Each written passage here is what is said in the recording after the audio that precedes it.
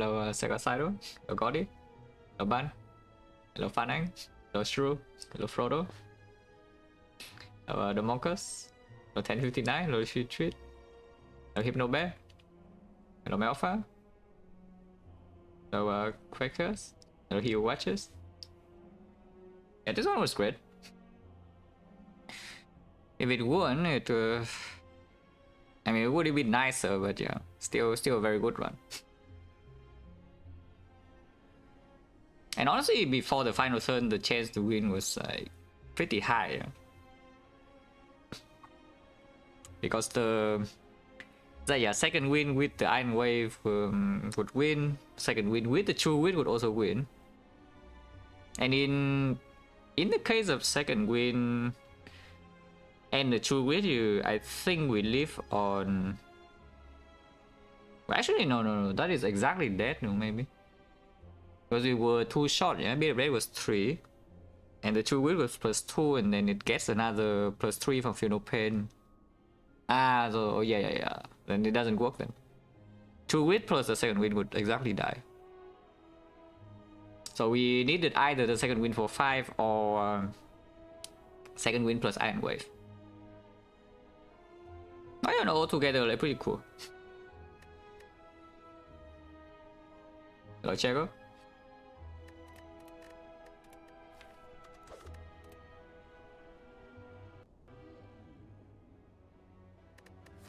Another Relic or what? Slime boss at the end. And that's pretty annoying start because if we want the...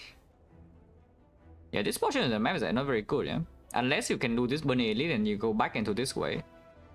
And then it would be good, yeah. You do 3 fights and then here, unfortunately, this Elite is freaking burning. If this Elite is not burning, this part is already very good. But this Elite is burning, suddenly it's suspicious. There is one Elite sniped here, but yeah, afterwards there's nothing. I think what we are going to do though is to... Like this is like never, yeah, I don't click this. So it's either transform, defend, and then we force the shop into the Burning Elite. Or we take a rare relic and we say that, okay, maybe we can fight this instead. Of course, if you lose Ogre, you never go to this shop because this right here is also burning. The entire right portion of the map is horrible. Because the fire is lit, there's no pivot. And you don't even get a lot of elites, you get 2. So I think Transform Defense is not strong enough for you to just go into this shop and say that, okay, you do floor 6 burning into floor 8. Better than just taking a rare relic and starting like here or here. And then by the time we get here, if you cannot fight this, well, then you cry. But at least you get some compensation. You get like the fire here, and maybe you get the fire here or the fire here, and you do 1 elite act 1, and then you are extremely sad. But at least you get a rare relic. So a rare relic plus 1 elite is not like the end of the world. Amazing reach the heart? No. What was even better was that we were extremely close to winning. Yeah.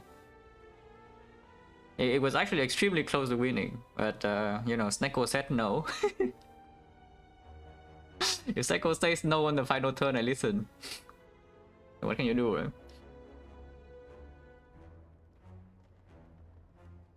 Hello Austin, hello Ship, hello Wallet, hello Croven, hello Book, hello Suki, hello MS Stanislo. Oh yeah, take this and Ice Cream. Yeah, doesn't do anything right now. Not a bad relic to have though. Into Slime Boss also like probably pretty good, and I mean it makes Lagavulin fight, like early Lagavulin fight, a lot more manageable, which is one of the biggest killers. Like normally sometimes you simply just cannot kill Lagavulin on silent, yeah? Even if you add like damage to your deck, you just don't have enough. But with the Ice Cream, it's a lot easier to deal with. So now we just need to worry about like the knob, and then Sentries maybe can brute force with HP.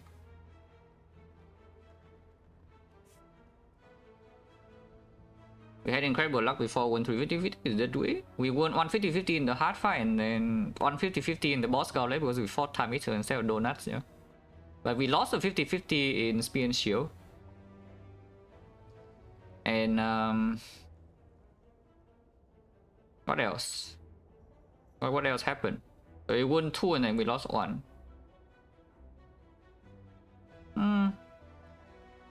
Yeah, probably done. Okay, from here you can take 3, like double question mark, or you can take 4, or you can take 5. But regardless of way, what we are taking, like the goal is this. I think 4 is better than 5, yeah, but also like probably also better than 3. Of course, you risk taking an advanced hallway here, but 3-5 is the chance that you break on potions is way too high. And then you also need enough attacks to actually kill the knob, yeah. Like with ice cream, if you draw slightly annoying, in a slightly annoying way, as long as it's not overloaded on turn 1.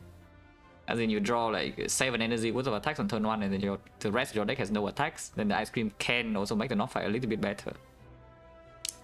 If you get attacks early in the reshuffle of sentries, then the ice cream can also perform. Yeah, I mean we take 4 fights.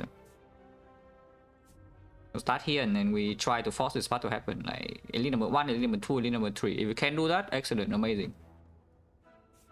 If we cannot do that, well, something sucks then. Next turn, always double strike 1 defense at worst. So I think we do not need to take this damage at all, yeah? Do I play Spire when not streaming? Nowadays, not really. Just like maybe a month before, then the answer would be yes, a lot. And all the time before that, but nowadays I don't really play Spire off stream. Until I have nothing else to do, of course. If I have nothing else to do, I will still just play Spire, yeah?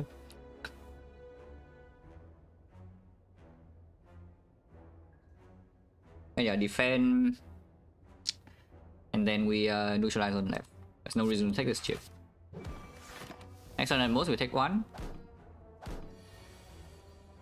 We draw the survivors and we don't even take the 1. It's actually better to play strike here. We do that because we have guaranteed D2 here already and we need to set up a kill on this over 2 turns all like right now. I've got no potion. Hello, will post.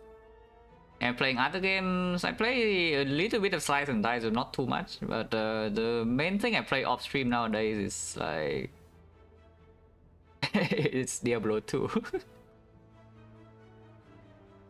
Yeah, it's freaking boober. Yes, I'm playing mainly just playing Diablo 2.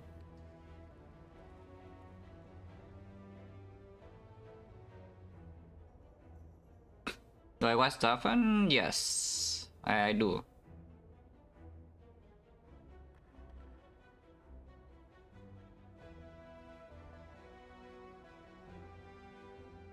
Resurrected, yeah. The remake.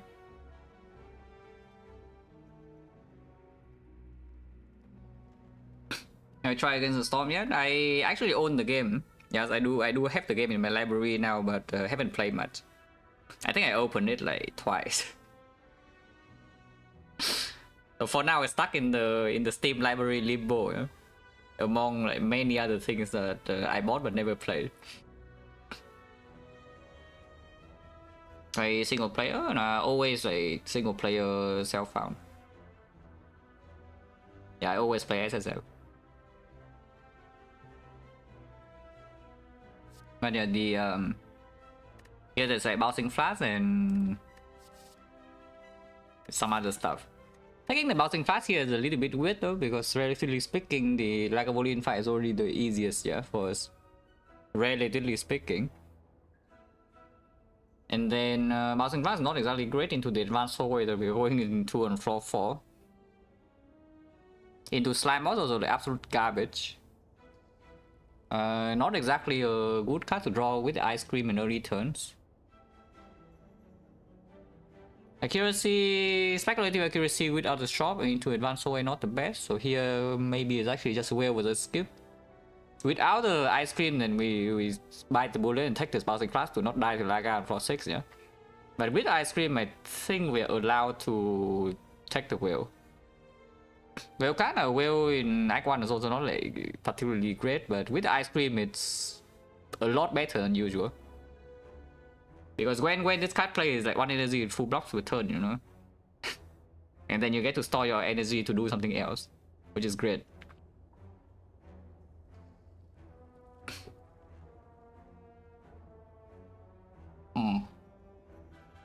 Actually, yeah, Battle is fun.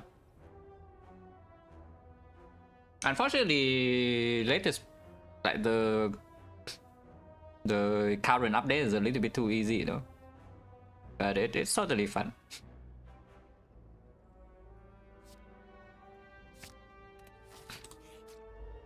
Yeah, like whale, yeah. Well, if I draw a whale, it would be great. Yeah, I could have triple strike here, but there's no way that's good. I think because I have the whale and the ice cream, especially when, yeah, this guy attacks 6, but whale always full block here. And this guy also attacks and whale blocks at 12 for 1 energy. I don't, and this guy also roll freaking maximum HP here. I think we play this fight slow, and then I play triple defense. Oh yeah, this fight is not very good. Oh, thank you, Will. Love you. This guy, yeah? This guy just knows, man. He always knows. He knows when to attack, he knows when to defend. It's perfect. From here, I mean, of course, we double strike here, but the question is whether we play the whale or not. Or we keep the whale in, because like whale redraw is also not bad. Rascal, think about the sub and 2 months special load. Taking 1, there's no real reason, right? Because like 1, we have no slam in the deck, yeah? This guy is on 3, we are weakened, but it still means that 1 strike is killing. Yeah, 1 strike is lethal. So we have a perfect setup next turn by doing neutralize on this. A strike here is killing, and then we do double defense, or even if it attacks for pair with weakens to 9, and then we full block. Otherwise, if it attacks for 8, we can do 6, and we can play 1 defense and store 1 energy. And after this guy is dead, the whale is not even so good compared to the defense later. At most it saves 1, and right now we can save 1 and then exhaust it to increase the damage output. So we just play this. Oh, thank you, Will. I mean, 1 HP is 1 HP, you know. And you see this perfect setup? Lethal, weakness, double block.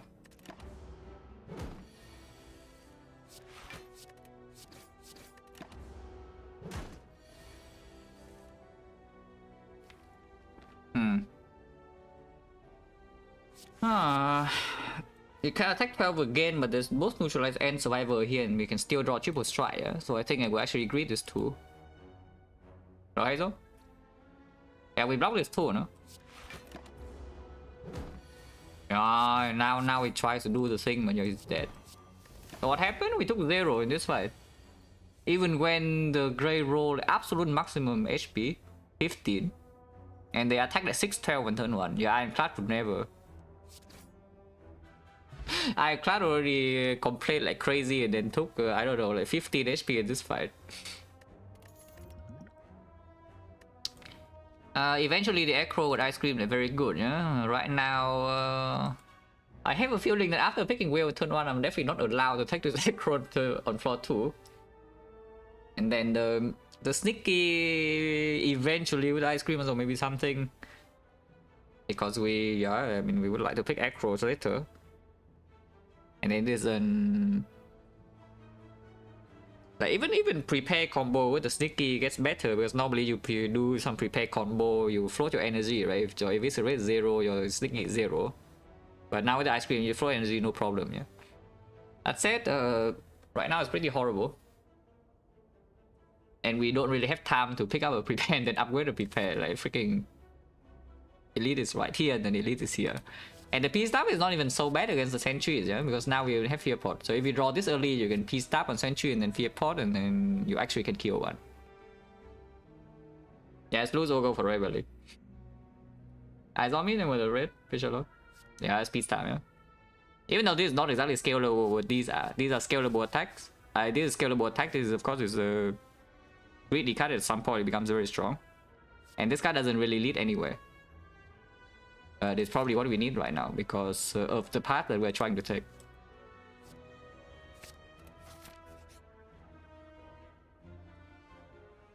I don't actually mind a second neutralize. I definitely mind an injury. It could be 4 injuries, but I don't really try for that, yeah?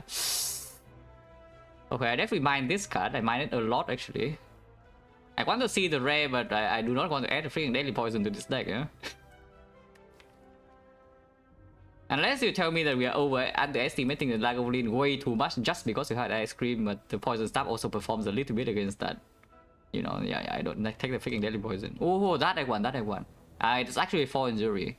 1, 2, 3, 4, 5, 6. Yeah, 1, 2, 3, 4, 5, 6.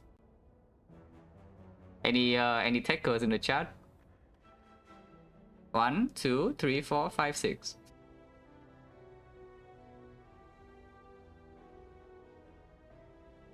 Okay, I see more 5 than others, yeah? Okay, book says 6. If book says 6, maybe we should listen. Now, this guy always doubts. This guy, like, every single time we have a gamble whether I win the run or not, he says no, yeah? So I cannot trust him. Okay, 5. Wait, chat is so good, guys. What the hell?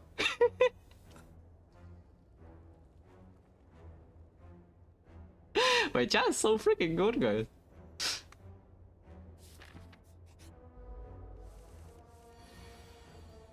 That said though, this is for later, not now, yeah? Right now it's actually not that strong because I mean, of course against Lagavulin is good, but the problem against Lagavulin with this Malays is that we kind of need to spend our energy on damage and not the freaking Malays. Even though wait, no. 3, 6, 9. Doesn't make sense. It cannot. Even if we Malays for Lagavulin for like freaking 12 energy, it still attacks for 6 per time. So we cannot just rely on one piece stab and then 1 survivor to block. Right? Is that 1 piece stab deal damage or 1 survivor to block? We Malays Lagavulin for 12. Yeah, it doesn't work. If you can somehow make 20 energy and then Malays Lagavulin for 20, then it works. Because even if the Lagavulin debuff was to like minus 100 strength or something, the piece stab will still do the job. But it doesn't work. Okay, here survivor piece stab Malay seems really clear. So we just do that.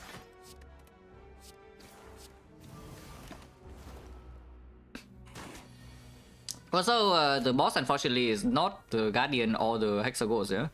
So the Malays also doesn't really do a whole lot here yet. It is very good for later. But that also tells me something is that I should probably try once again to not die now. Because later in this run I have ice cream Malays, you know, and then I have the ice cream also can maybe work in different ways. And I also just pick a whale already.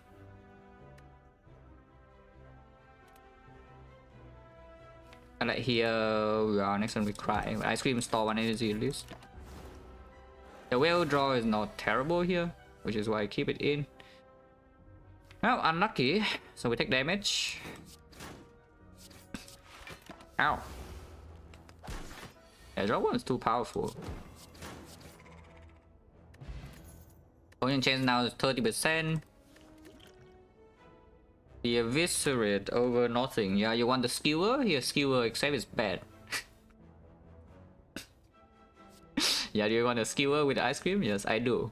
But still we take this because our deck has no freaking attacks, guys. We have like a block card, we have another block card, and we have something that, you know, deals 6 front load. Not that this is amazing amount of front load, but you know, it's something, and maybe it can allow us to be a good deck later.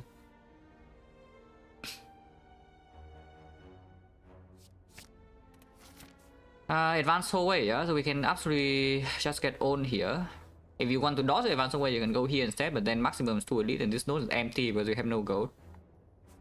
If we want to do something where this can save HP, maybe we can consider using it. Fear Pot I definitely want to save, for sure, but the Essence of Steel I'm willing to spend here if it saves a reasonable amount, like maybe 7.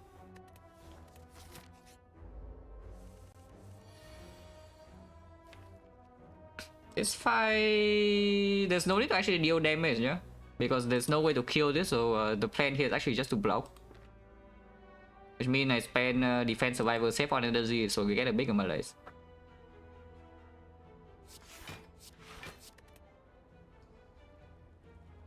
I lost yesterday. Anyone tell what happened? I play an amazing run. And then that is all I would say. I play great. Next turn is not very good, all things considered. We can Malays for 6 though, but he always does 13, yeah? 13 or 7, which will take 5. Which means in total in this fight we take 6 damage. On the other hand, I can play the Steel Chaos. Not the Steel Chaos, but Essence of Steel now. There's like no lethal whatsoever. It's 24, next turn we weaken, cannot. So if I play Essence now and we play, for example, Neutralize Piercing Wheel, this turn we take 0, and then next turn I take, we did say it goes to 5, right? We Malays for 6, go to 7, weaken to 5, and then we take 1. So take 1 combined over 2 turns, otherwise we take 1 right now. And then take 5 next turn. So this potion block for 5.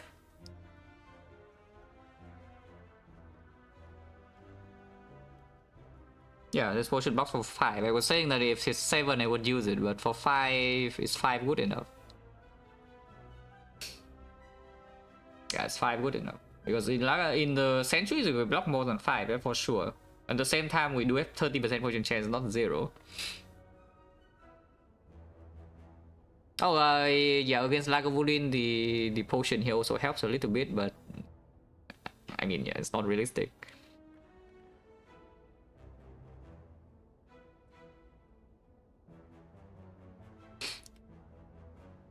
For 5, yeah, can be negative HP, but at the same time, the actual bad case is that we lose 5 HP here, and also this guy drops a new potion, yeah? That would actually be the bad case. So just use it. If it doesn't drop a potion and then we lose maybe 2 or 3 HP because I use it right here, that is still not the worst thing I have ever seen.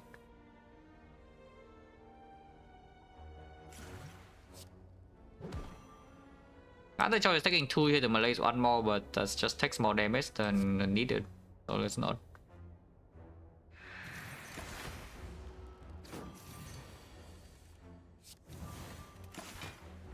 Okay, so now this guy attacks like maximum 5 per turn, and then we have passive block 3. So I can start doing some stuff. I still save energy though, we are weakened right now. Yeah, now we're not weakened, so we can go in.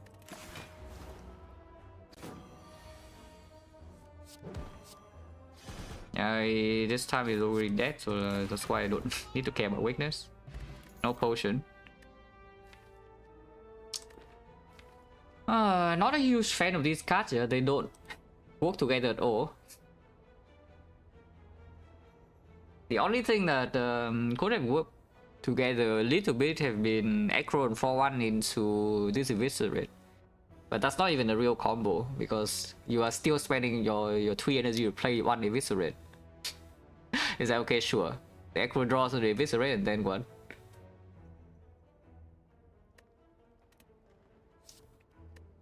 Here you can take Dagger Spray if you worry about sentries. Against the slime bot it also can perform. Because the other 2 options are not exactly doing anything, yeah? Like the Fleshheads with slime boss, you're not interested. Into sentry is already a worse fight, not interested. And then the finisher. What attacks do we have? Like 5 strikes, they're cool. Neutralize, they're cool. And then expensive attack. Not a Blade Dance. Dagger Spray is probably fine. It's pretty bad though, but probably better than skill. One chance back to 40. And then fortify this, yeah. Of course we roll the worst fight out of the 3. Thank you.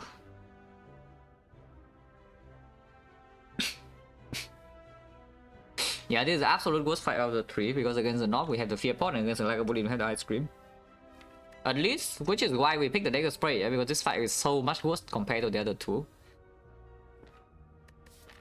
That's pretty annoying, by the way, because the good case of this act is that this would not be sentries, yeah? Then we can exit the fight with high enough HP that can upgrade my Dagger Spray here, so that even if we see sentries afterwards, we are much better.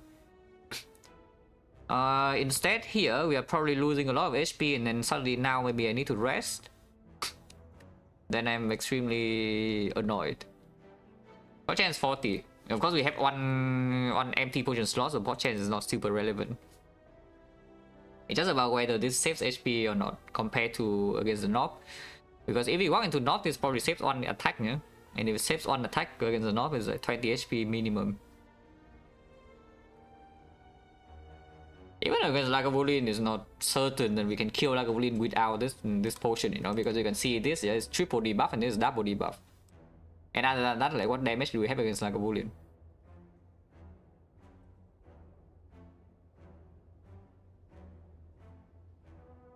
So also, by the way, slime boss is coming in 10 floors, yeah? The slime boss is still there, it's coming in 10 floors. And if we don't have any other answer, then the fear pot can also be the way that we don't die, you know? Like for example, you enter the slime boss with 30 HP but no fear pot, okay, you are dead. But otherwise, you enter the slime boss with 1 HP but with a fear pot, okay, you actually win the fight. It can be just like that. If you never find a way to, you know, improve the deck's damage, which by the way, this deck is, I don't even know like what is happening in this deck, yeah? I mean, I do, the deck is bad. Yeah, I do know that is happening. This deck is terrible, but it's not so easy to make it not terrible. Just from the cuts, right? We need maybe some relic information, then we can do something about it. Like for example, this fight drops a shuriken, and then there's a blade dance, and suddenly this double scale with strength, this triple scale with strength, and then yeah, maybe we're good. Right now, yeah, right now what's the line? I say this all the time, yeah, but I do not want to spend energy on blocking if it's with like the defense in this fight before one of them is dead. Unless your deck is built in such a way that you can simply just block turn 2 and then on turn 4 you don't get on. Then you can block on turn 1. But here basically there's no way in hell I'm playing the defense. And a few considerations. Number one is we piercing will and then fear pot immediately into double strike. That does open a kill next turn because this will be 18 damage, so this will be on 24 or 22. Which means if we draw 3 energy worth of attacks, we kill. This would deal 12 damage. This would also deal 12 damage. So if we draw this, we can deal 24. Otherwise, this is 12 plus 9, so 21. Yeah, pretty bad. This is 30 on its own, so yeah, if we fear pot, we hit here over here, yeah? Because there's no important threshold for the 22. Yeah, there's nothing to 22, right? Like, oh, these are 9, this is 4, and these are 12. So 24 is just better. Which means... And yeah, by the way, this is this line is saying that we probably take like at least 20 in this fight in the opening turns, yeah. But then afterwards we save some HP. So what's happening here? We technically can dodge this, yes, you can dodge the elite and then you go here again and you have this. So if you think that it's impossible to fight here, but the relic it drops here is useless, we lose too much HP and also no potion, you can simply go here, upgrade a card, and then choose to rest here and then fight this one instead. By going to this question mark, sometimes you see healing here. Oh, that would be quite sad, but can happen. But yeah, here's I probably just wail into... Yeah, it's probably will fear point the double strike left. Because if you don't fear pot, there's no way to even kill. Yeah? There's no way to even kill an outer one. And then what are we doing? Yeah, what are we doing with this deck of spray minus, even it's not nearly enough damage to kill. Because in total, these guys have like 123 HP. And even if you say this becomes 24 for 1 energy, you still need to do another 100. And 100 damage for this deck total is like 17 energy. Maybe you can say you can redraw into this, it becomes 16. So now you get reduced to only 14 or 15 energy that you need to spend on attacks in order to kill all of them. Wow. Yeah, how many turns does that take? Yeah, how many turns does that actually take? If you spend your first turn just blocking here, and then second turn you already take damage, and then what happens afterwards? Nothing good happens. And sometimes we do have a very good draw next turn. Sometimes. If we draw like Survivor Eviscerate together, then we still kill another one and then block. If we draw, for example, Dagger Spray, Peace Staff, and then a block card, then we can play those.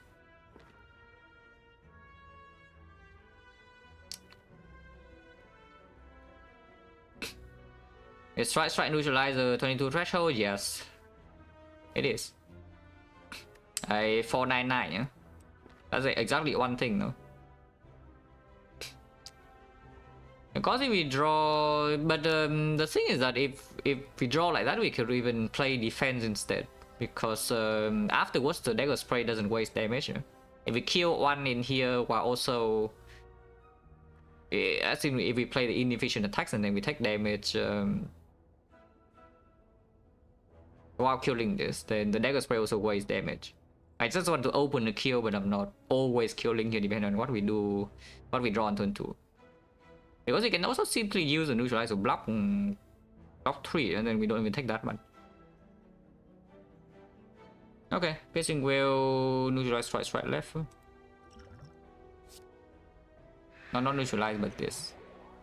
Yeah, fine.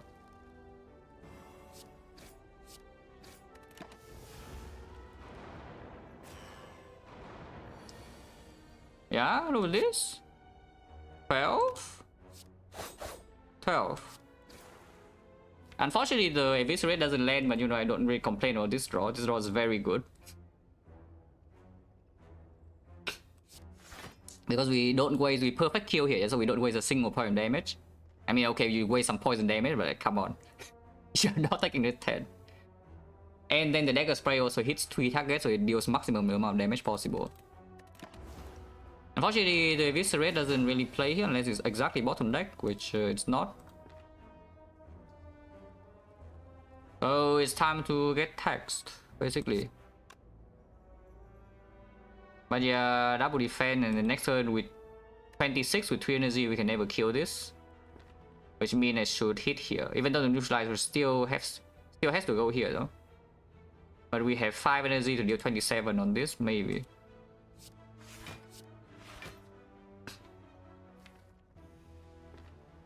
Yeah, 6 energy actually. We have the full 6 energy to 27 on this. Over 2 turns. Next turn at most we take 7.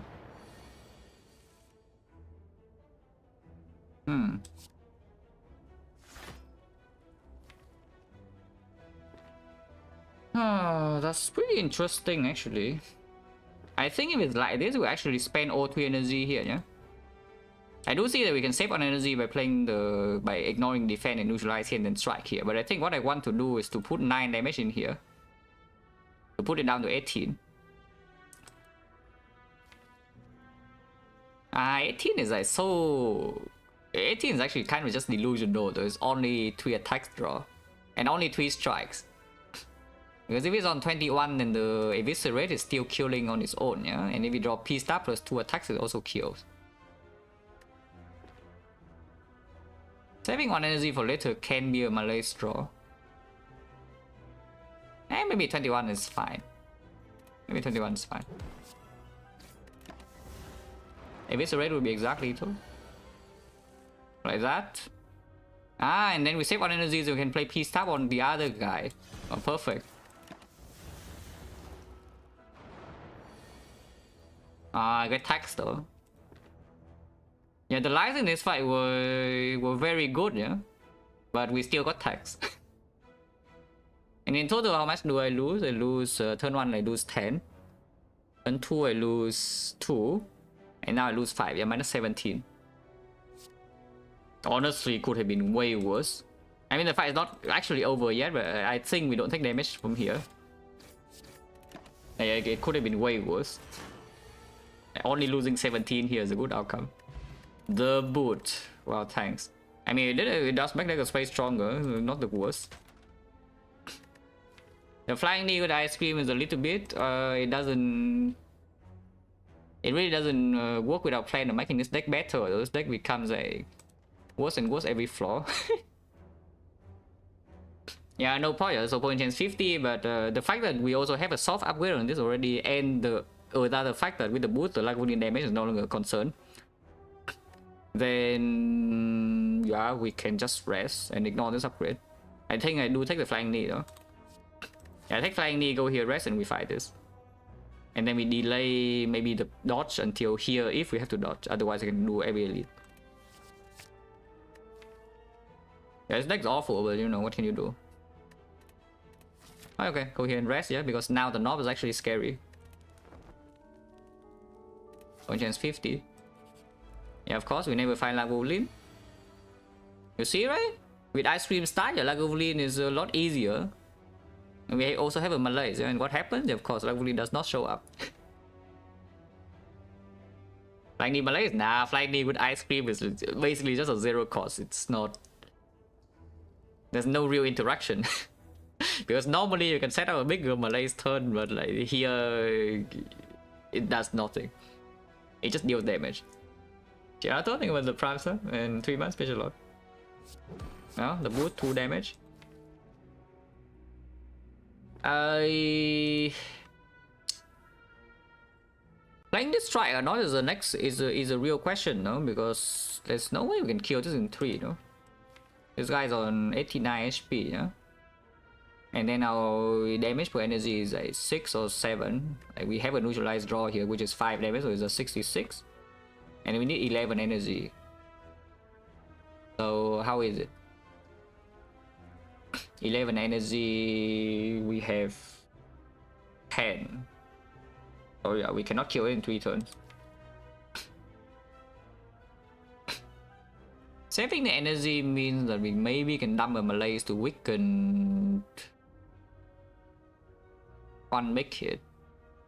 But with a neutralize, we only need 1 energy regardless, no? Unless we bottom deck this. And then the actual threat is that we still don't have a kill on this turn, yeah? It's like we will take a big hit, but we rested for this. Like the real threat is that this turn we draw 3 random cards and it still doesn't die, and then we actually are very sad. That's exactly with the sub and 22 months special lot. So I should play, yeah, I should play this strike.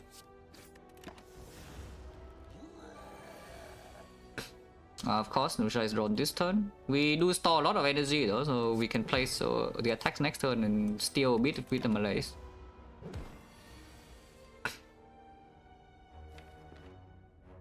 Of course, P-Stab is bottom deck.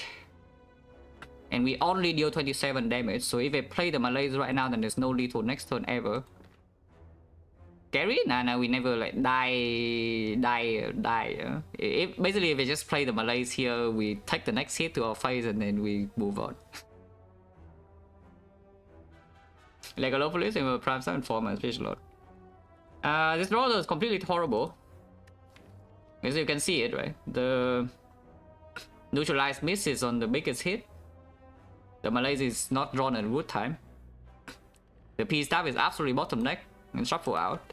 And we also, turn 1, we drew 4 energy worth of attacks. And then we could not even play every attack in the deck, which is now we are like maybe 6 damage off. Yeah, no, this is always play, so let's do that first. This is also always play, no? If your Malaise, Malaise only for 2, yeah, we don't need to Malaise for more. Is that even true? If we Malaise for 3, it saves a little bit more. And then we need to kill 33 over 2 turns. And here we have 15, we have 6.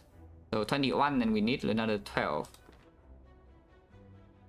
Well, in fact, actually, even the hit after we don't need to kill, yeah, because it has only... It's only the small hit, and it has 0 strength. It gains 3 now, but it loses 3 to the Malaise. So effectively, the Malaise here blocks 12, and we are facing 18 into another 18. Yeah, why am I playing the strike again? Is there any way, shape, or form this strike opens some lethal next turn, 27? Yes, but it's like a maximum cope. It's actually a maximum cope here to say that we can kill from 27. You just need to draw the dagger spray and neutralize, yes, and then you can kill. Even if we do not play the Malaise though, we don't really die ever next turn. Because if we draw 1 block card, we already live on 1. You can see it, right? We take 24 here, and next turn if we draw 1 defense and not lethal, yeah? Then we play the defense. Otherwise, if we draw 5 attacks, then we have lethal. Because we go to 27 and we have 5. So playing strike here is to hope that we can draw a kill next turn. Playing the Malaise is giving up on the kill. But we only take 36 damage.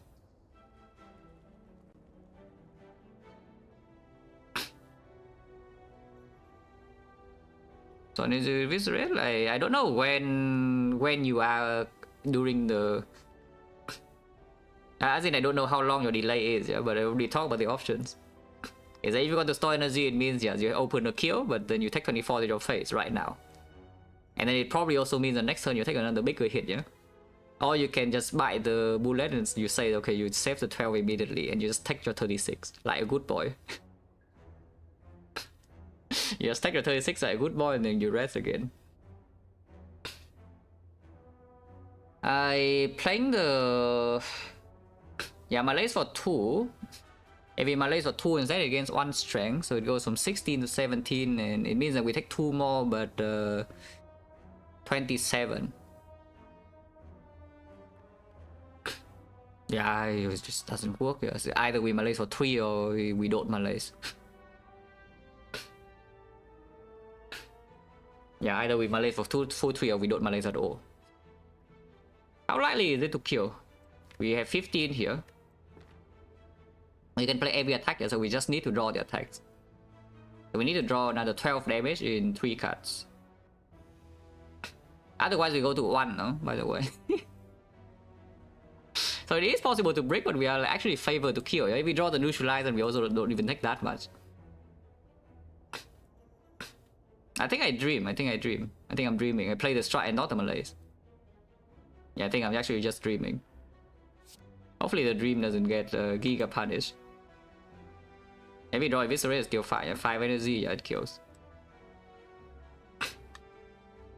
But they have a Malaise for 6. So you do not kill even the next time it big hits you or what? On this is turn 3, yeah? And then turn 4, turn 5, turn 6. If you Malaise for 6 by turn 6, this guy still doesn't die, yeah? Just saying. And it hits you again for this attack. For Spire, nah, this is high. His is a much higher chance than like whatever the lines that people usually suggest to draw a kill next turn. Because honestly the punish is not even so big, you know. Maximum punish is 12, yeah, but the usual punish is only 6 damage. Yeah, the maximum punish is actually only 6 damage. We play strike here. And the potential save is like so huge, you know. It saves actually it's not that big, it saves at 12. Because instead of taking total 36, we take 24 here and next one we kill. But the punish is like 6 and the reward is 12, and then I think we are also favored to draw lethal. Like why not, no?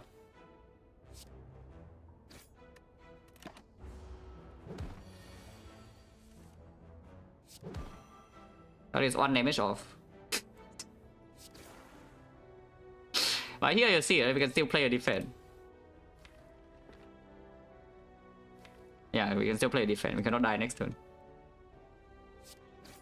Yeah, because not roll high HP and also we draw bad. So very nice. Ow. So we took what, 40, that's -4. Yeah, the punish was ended up only being 4. So it was not even 6. Because we did draw reserve insight. Okay, I guess we're fighting over it. Liquid memories helps. The bullet time eventually very good with the ice cream. Right now I don't know. Because the leg sweep also performs, you know. Leg sweep is a little bit worse with the Malaise and the neutralize. Bullet time does have some slight synergy with the eviscerate. If it's on turn 1 it's still okay, and then if you draw with the eviscerate 3 costs, and you can play like some other cards extra. But right now we don't really gain energy when we play bullet time. It's like you gain 3 energy per turn, you play bullet time, yeah, that's your entire turn. So you just get to play your whole hand, but you don't need to save energy. You don't have boss Relic, don't have card draw yet. Opponent changes back to 40. Now the thing with the preserve insect and fighting here though is the slime boss fight becomes extremely dangerous, yeah? If we avoid this elite, we are set. But we get one extra rest potential in, and then you have HP against slime boss. And with HP against slime boss and the boot and the ice cream, we probably can just kill the slime boss. Because right now there's still nothing that kills us, so we can kill slime boss, you know. As in to burst it down, so we just need to brute force our HP. Also, by the way, Lexi was extremely good here because this is either Lagavulin or Sentries. We know there's not enough. And Lexi was also very good later to save the energy with ice cream because it's, you know, maybe you play one Lexi and it full block on the full turn. You can also take quick slash, but why? Just because it's an attack and you want to draw attacks over it? Probably not. And even if we see Snecko and some other garbage that we end up picking the Snecko, then the Lexi over the bullet time is also not even the worst thing I have ever seen. I mean, of course, bullet time would be a lot better, but it's not like suddenly the Lexi is so bad, you know, with the Snecko. Like, ooh, that's 12 HP. Wait, that's massive. There's another 12 HP here. If we go here, there's another 12, yeah? But here at least we already have 32, so if we rest one, we already have 50. This is advanced way though, and right now, like, what's the upgrade? If we make a menu upgrade, like, what is it? There's nothing, no? There's actually no upgrade here that does anything like super meaningful. I mean, I guess you can make Eviscerate plus 6. Eternal Feather, go to Relic? I mean, it's pretty good. It's not quite meat on the bone, but it's good.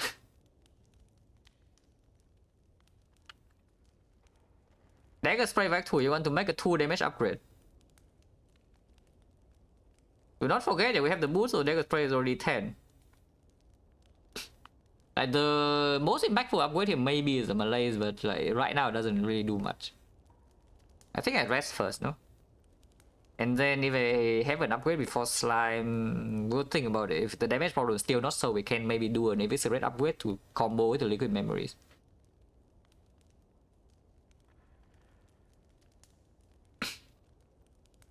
Good, yeah, that's why I'm saying it's a 2 damage upgrade, yeah, it's not 4.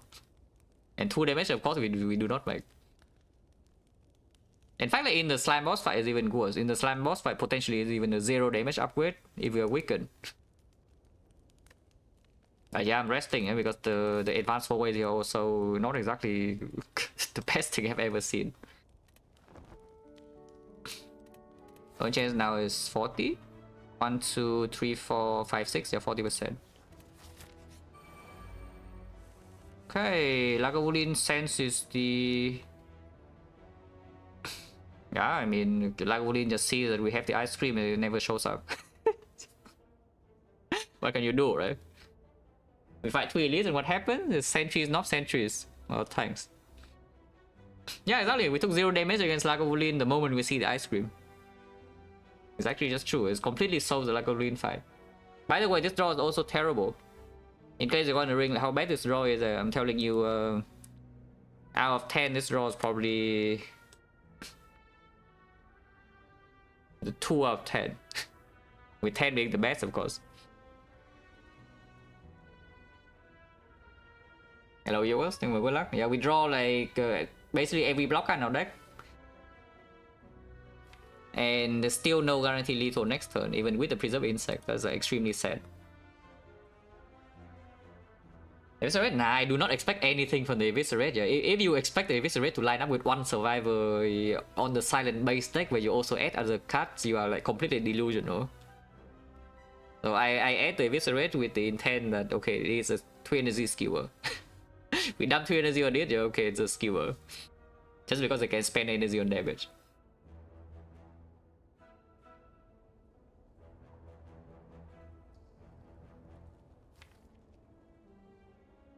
So I could make the hand worse, yeah, okay, more defense.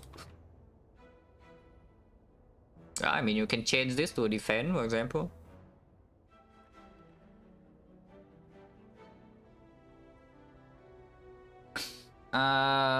Yeah, what are we doing here, by the way? 4 energy, 25 damage is actually enough. So I'm thinking the... Oh yeah, by the way, bullet time here is like fairly worthless. I mean, it's okay with the bullet time. Yeah, I guess you can strip artifact here and then you do P stab, so P stab deals 11. But essentially that means you're spending 1 energy to deal 5, yeah? I guess you also block 2. No, it's not the worst. That's with P stab. I'm thinking about like Survivor P stab instead, but is there a threshold? Is it 11? Is it 20? Then 20 we need to kill with 3 energy, otherwise we have 25 on 4 energy. Regardless, we need to draw a good attack. Yeah, maybe probably leg sweep is better. Saves 2 also. Yeah, probably leg sweep P-stab on this guy.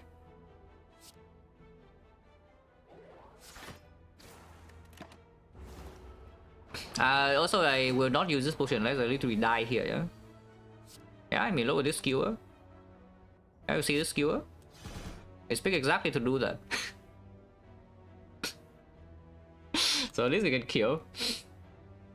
Malay's redraw, how is it? Not the best thing I've ever seen. Dagger Spray already deals 10. And 5 energy worth of attacks on this, so we have like 10 plus 8. And then another 3 strike. Yes, we can always kill. I guess Neutralize can go elsewhere and then Malay's redraw can do something.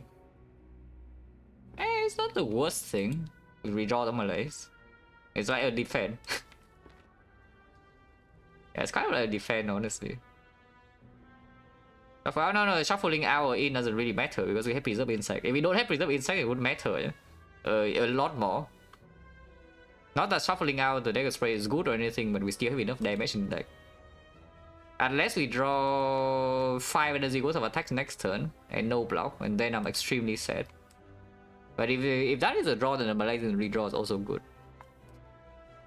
I'll just leave it there. Okay, not quite. Unfortunately, this is, you guessed it, one off. So we get tax for 10. Yeah, we get tax for 10, thank you. I love sentries. Which is why we rested, but I guess if you upgrade the Dagger Spray, you have a kill here. Yeah. For 2 AoE damage, you actually get a kill here. Then, well, there's not much to do, right? We just set up a kill here, like neutralize here the strip artifact, and we deal, yeah, like this damage here. I'm not going to use potion, yeah? 19 HP is a bit scary into this, especially if this also rolls a fight. But again, not much we can do. Maybe rest again before slime boss, guys. 3 fire in this arc, you think that we get the upgrades? Actually, no, 3 fires. 1, 2, yeah, 3 fires. Yeah, 3 fire in this arc, you think that we get like some upgrades, yeah, but maybe it's just that triple rest.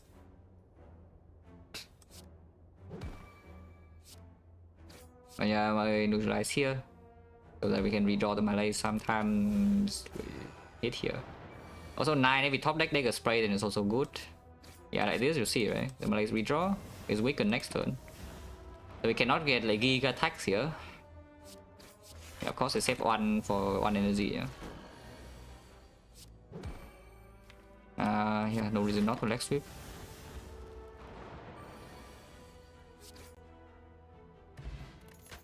That is very good against slime boss. Not exactly great against the hallway fight though, which can kill us at the moment from 19. Point chain is 30. 1, 2, 3, 4, 5, 6. That's 30%. The deflect with ice cream is a bit of combo. Dodge and roll with ice cream is also a bit of a combo, but it's a lot weaker than the deflect without dexterity. And the bane is nothing, yeah. Deflect is fine. Yeah, deflect is like fine. Also an okay draw in advanced always. Okay. This time they freaking sense the wheel and then they don't attack, yeah? Normally they triple attack you on turn 1, you know, but here they sense the wheel is drawn so they don't attack. That said, it's not even so bad. Because we have the boot. So I think the line here is actually to eviscerate, to kill right, and then neutralize on the leftmost one. putting it to 7, and we can always kill with 2 attacks draw, and then we can block the middle. Other choice is what? Otherwise it's neutralize here, play the defense, and then strike here, but like, why on earth would you do that? You just hope that you draw Dagger Spray next turn or what, but if you draw Dagger Spray next turn, you can already kill here. Yeah, so we just do this. Once again, the skewer is doing its job. Also, you see what I mean about the Malays not being super good yet, right? Eventually, it's amazing, yeah, but you see what the Malays has been doing in the entire Act 1. In the whole way, and in like the triple elite, yeah, I did nothing. Which is expected. I do not expect the Malays to do anything inside this Act 1 unless we fight Lagavulin, which, you know, we didn't. I mean, I did play against Blue Slaver, yeah, so tying single Blue Slaver, the Malays was good. Oh, amazing. Yeah, the boot.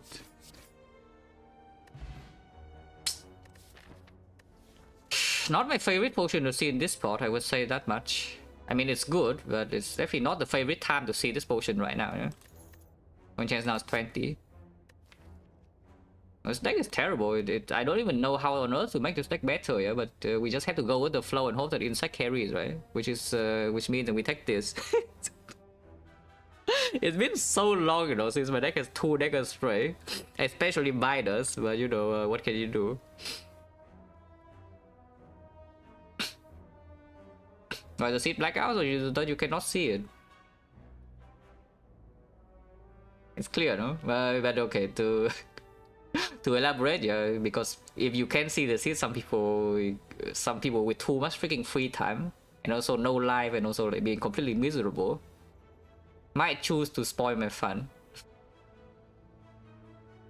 Especially when I'm on a big streak, some complete loser might choose to sabotage.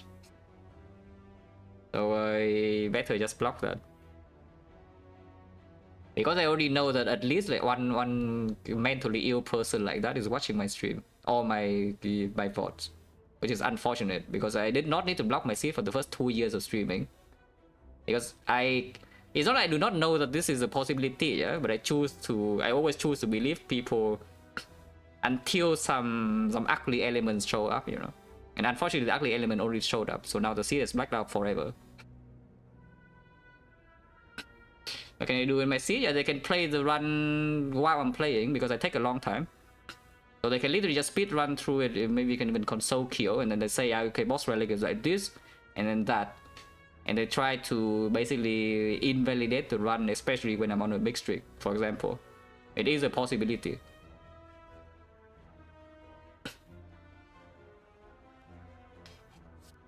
But okay, back to the run. Like second Dagger Spray with the Preserve Insect, like we just run into Act 2 Elites. We have Sustain with No Feather. And even if your deck is terrible into Act 4, yeah, we do have 1 Ghost in the Jar, and Act 4 Elites, we still have Preserve Insect. So if we can kill Act 4 Elites, in the hard fight we have 1 Ghost in the Jar, and maybe a lot of things can happen.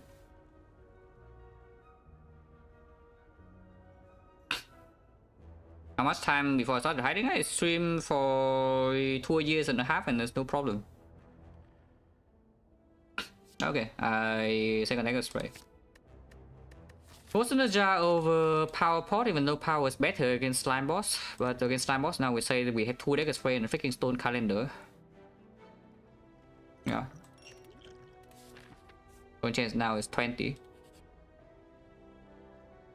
Back once my flying knee, guys. First of all, there's no way in hell I'm giving him Ghost in the Jar, and secondly, there's no way in hell I'm giving you 132 gold. So yes, I give away a flying knee for a relic. Ooh, I would like a Blade Dance. I would like a Blade Dance, please. Giga Blade Dance, 15 damage, 1 dexterity. Well, that's amazing. I advance away from 19 can sometimes be extremely ugly. By extremely ugly, I mean you can use my Ghost in the Jar. But now that I have something that tells me I want a common card, I would like to take the fight. Okay, at least it's gonna attack on turn 1. If we draw like this and he doesn't attack, well, I'm sad. But he attacked. Not the worst thing I've ever seen. By the way, the kunai just made this run like 100 times more complicated, yeah, at least early game before we are overpowered. If we ever get overpowered, you know what I mean, right? You can see right here this turn. Suddenly now I need to think about saving energy to stack kunai in the future turn. Like, what the hell?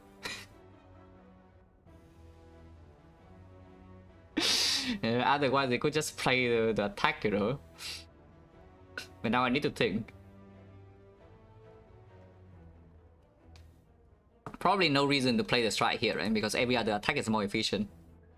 And sometimes it gives us an extra kunai stack while still being able to block. Also maybe a big malaise too. So we enter, yeah.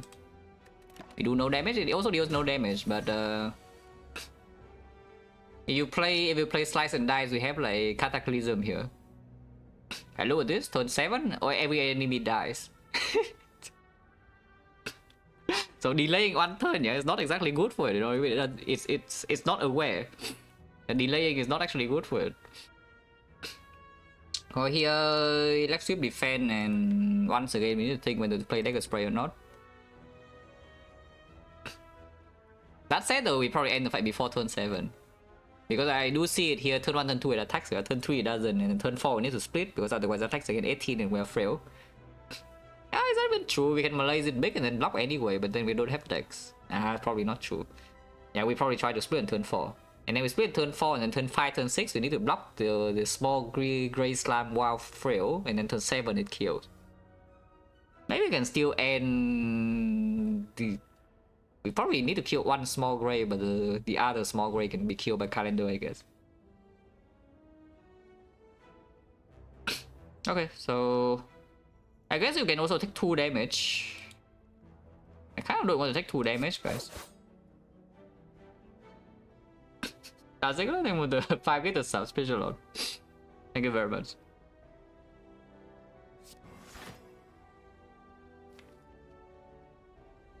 Otherwise, we still need to split over 2 turns, yeah? So 34. Maybe it is good to actually take this 2.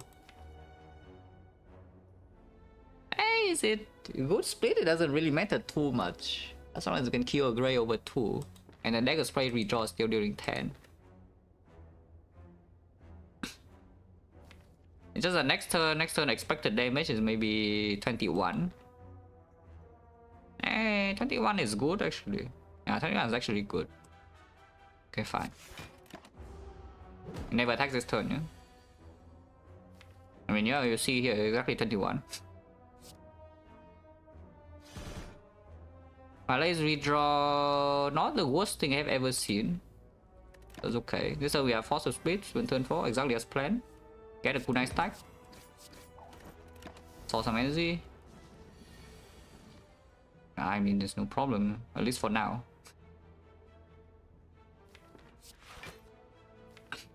This guy always attack next turn. This guy can attack 30%, but 2 turns from now he always dies. So there are 2 options here. Number 1 is that you leg sweep here to set up a way to block like maybe both of them next turn, or just blocking 7 here somehow. If you, but the strike should probably still go here even if you leg sweep here though. So you open yourself to take potentially 3. This guy roll 30%, attack you, and also fail to draw full block, or lethal on both. Otherwise, you're pressured to draw 14 damage. Nah, I should actually do this, yeah, because I know this guy attacks, and the strike still goes here. I mean, that's perfect. We most likely draw lethal next turn, but if not, the calendar got us. So we take 0 in this fight. You know, that would have been quite sad if we do not have the calendar. Imagine, yeah, you don't have the calendar when you draw this hand. Like, what the hell? Like, how tilted are you? But we do have the calendar, so we're chilling. Point chance 30, Blade Dance.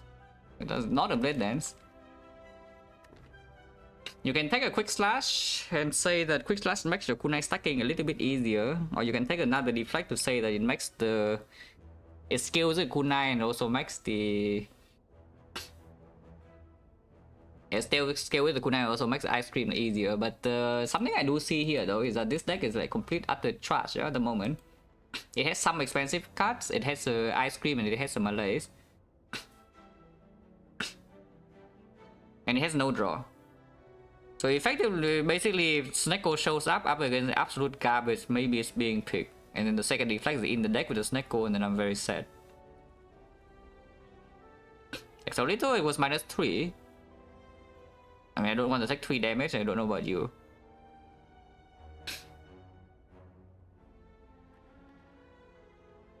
This Quick Slash is such a garbage thing to draw in early Act 2 though. Especially if we're stuck on 3 energy. If you're on 4 then it's fine. If you're on 4, actually the Quick Slash is quite good because it's increasing the chance that you can actually stack kunai during a turn when you want to play 2 attacks. And then maybe at some point you make excess energy, but that doesn't really happen. If you make excess energy, you can always dump on the malaise. We skip, yeah, and there's no Eternal Feather threshold with it. We're on 21 or 24. Expertise could do something eventually, but not now.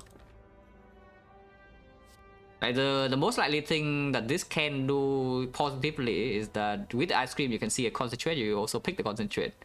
And then Concentrate Expertise is a combo. If you draw them together or you draw Concentrate early this time with the Ice Cream, then it also can work. You store energy and then this can draw. But yeah, right now it's completely worthless. So we skip, yeah? Yeah, we skip. And finally make a freaking upgrade. I hope that we can make an upgrade. Into Act 2, then what's the plan? Looking at this, probably Malay's upgrade actually. We are running into every elite in Act 2, and what happens?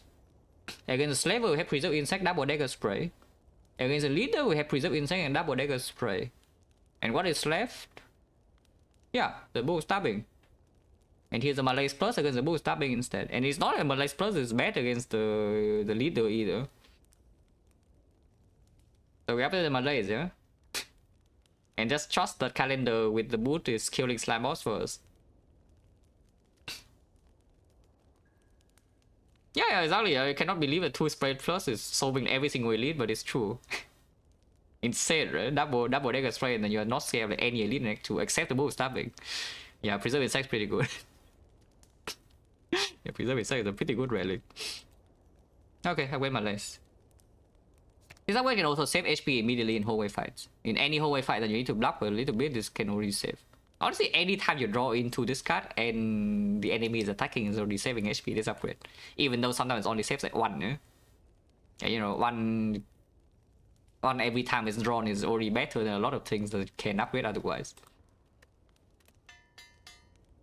Also opens up maybe something to mirror if we see mirror in the shop that you buy somehow, or you see a duplication event.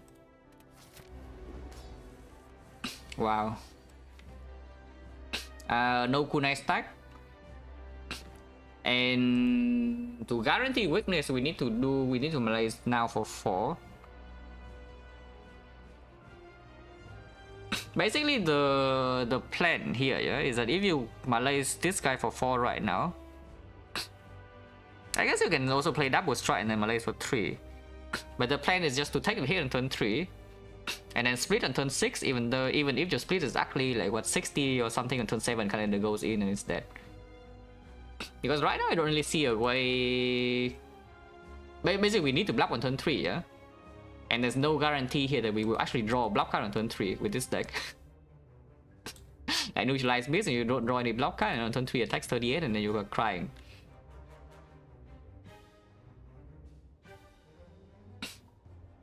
I think yeah, it's me basically blowing air out my nose. Like every time it's probably a side effect of me talking too fast. So I think if I slow down, yeah, I try to enunciate my sentence more clearly, instead of just rushing through my sentences because my thoughts just keep coming, then you will hear the sound way less.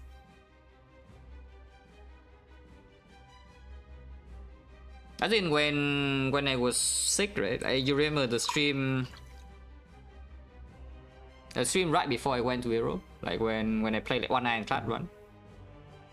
Yeah, and my voice was a little bit deeper than usual. I was speaking slower. I think on that stream I don't really make the noise like too often.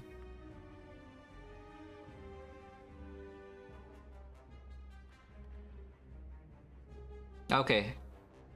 And yeah, regardless, we are playing the Malays here. It's just any reason Malays are 4, not really, right? Because we still need to split on turn 6, yeah? Yeah, we have to split on turn 6, otherwise we're in trouble. But on turn 3, you can see just face tank the hit because we have enough HP if it's weakened.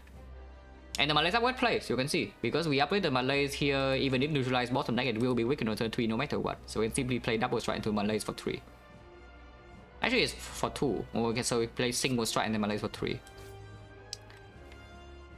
Yeah, Malays for 2 is nonsense. We bottom deck this and then we draw the worst draw of all time and suddenly this is force or this is force or what? I do not want to use a single potion in this fight. So we Malays.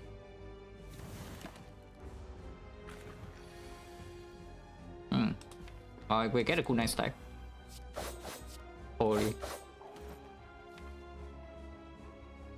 Store energy here, but why? Once again, we still need to split on turn 6, yeah? And splitting is like 45 damage from here is not so simple.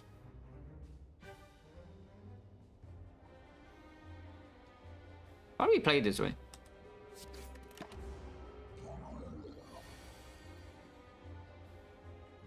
Oh, I guess even if we Malays one less, the neutralize will still draw, so we never die this turn. Yeah, but this draw is a bit annoying. It's okay though. Shuffling out 4 block cards is actually very good for winning this fight, for not dying here outright. It's not very good for saving HP. It would be better if we draw block cards this turn save HP, but for not dying in this fight, the shuffling out 4 block cards is good because you don't want to draw block cards from here at all. Until maybe turn 7 we want to draw like some block cards, but I'm not even sure. Yeah, one of this lose Ogre for ice cream. And we got Malays from Match and Keep. Actually, chat got Malays from Match and Keep, I just listened.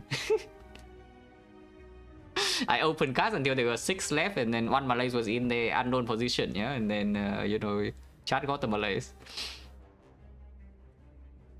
Any chance Vietnamese? Yes.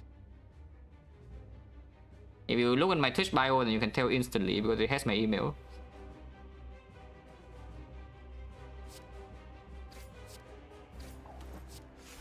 I mean, minus 20, not the worst. Also, our deck size is perfect. Yeah, not picking another card was actually perfect. I didn't even talk about it. But if we pick the expertise or whatever and we don't play it, you can see it right here, right? Now that it shuffles 5 more slabs to get like complete garbage in the deck. But here we shuffle everything out. Of course we shuffle out like 4 good block cards, yeah, but at the same time it means that we don't draw these 5 new slabs and the fight will end on turn 7 hopefully. Or turn 8. I should still play this slab though in case the fight goes in the reshuffle somehow. Because this is turn 5, turn 6, turn 7, and then turn 8 we actually already draw a new card. I'm not sure.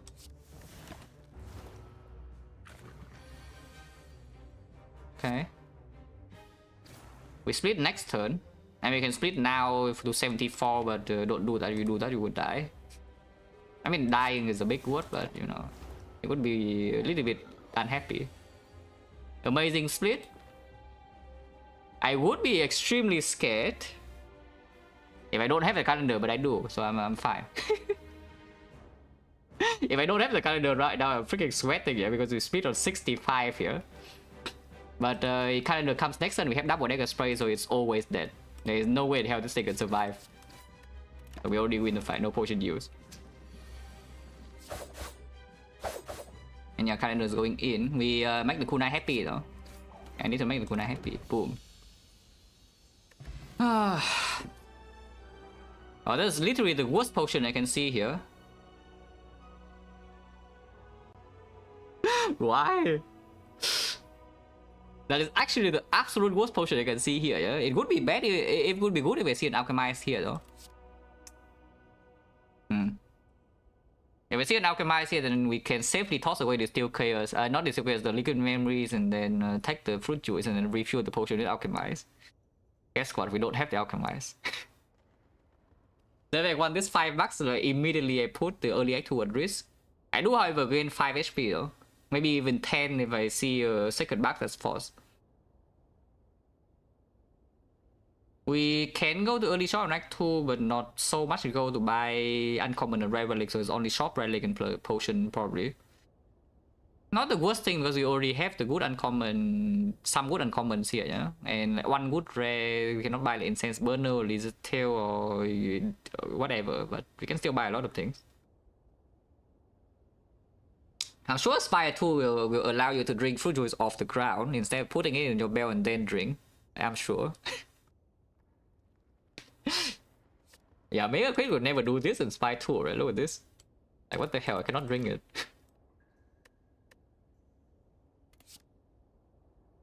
But what is this card, by the way? If it's a red, it's better with the tools, and the deck is garbage, or the... It has no draw long-term... And we do want to play long fights with Malays, maybe... With the kunai as well, your long fight, and then the tools get better. The Nightmare right now, we have kind of 2 targets. It can maybe be generous, but otherwise it's actually only 1 target. It's on the Malays itself.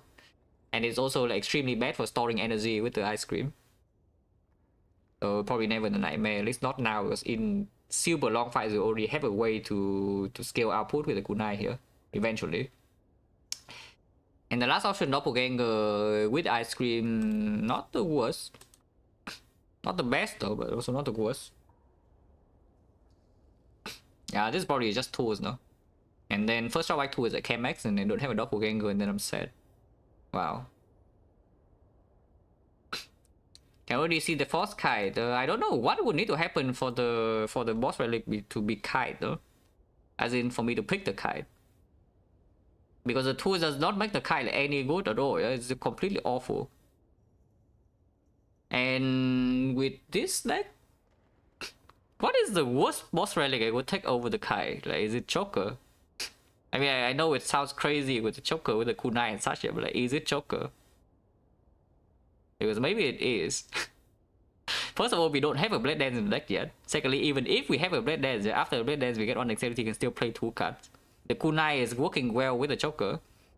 And the Malays is working well with the Choker. The ice cream is working well with the Choker. The Choker honestly is like not the worst thing I've ever seen if you're forced into it. So like, what would I be?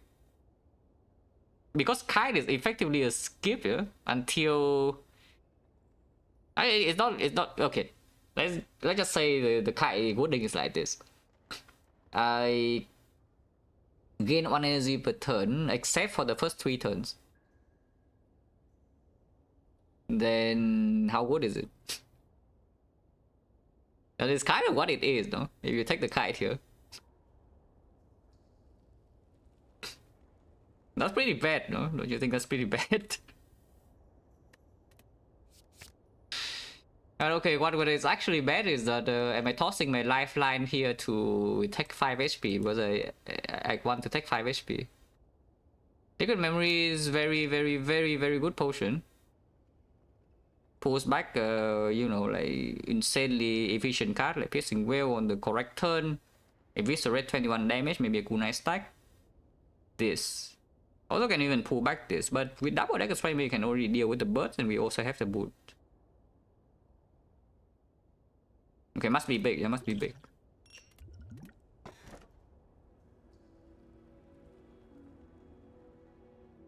There is no way Choker is better than Dripper, right? We have the Eternal Feather. And this deck is not exactly the best at using the Dripper, yeah, we'll say that much. You can get bigger, yes, you can get even bigger by taking second back here, it's plus 10. But Ghost in the Jar with a second back is not exactly, you know, something I care about too much at the moment. And the energy for this deck with the Ice Cream and the Malays is also pretty freaking good. And the kunai. Second Ripper. We have Ghost in the Jar to bail out 1 time that we completely brick. We do have Eternal Fate sustain right now is 12, but it can become 15 very soon. There's no way the Choker is better than Ripper, yeah? Yeah. Also I have plus 5 here, the Champ. We have the kunai against the Champ. As long as the Champ doesn't do some complete garbage pattern, hopefully we should be okay. Because something about the Champ fight though is that you can even If you can stack kunai to a reasonable degree, you can even save like what 50 energy or whatever to Malay the second half. But yes, the champ can screw you, especially when you're playing a longer fight. Of course, the champ can decide to, you know, just be a giga champ. He just buff, and then suddenly, before you know it, the champ has a 12 strength and he swings at you for 50. Where the elites? I would like to fight the elites. There's a 3 elite path on here, and then double fire is very good. If you want to do the burning elite, then there's no fire, so eternal fire doesn't do anything. And the burning elite is also early, so just not. I just do the standard path. It's like 1-2 here and to probably shop, but not always shop, yeah? Depending on what happens by this point, for example, we see like some bites here or something, we don't need the shop, then I just don't go to the shop. Because we do have a shop here. And yes, we will probably fight this elite, and then afterwards immediately there's a shop, so you can save go for there. Okay, 2 4s here and then decide again. All good. I bet some people were scared before we see the opening hand. I was not scared.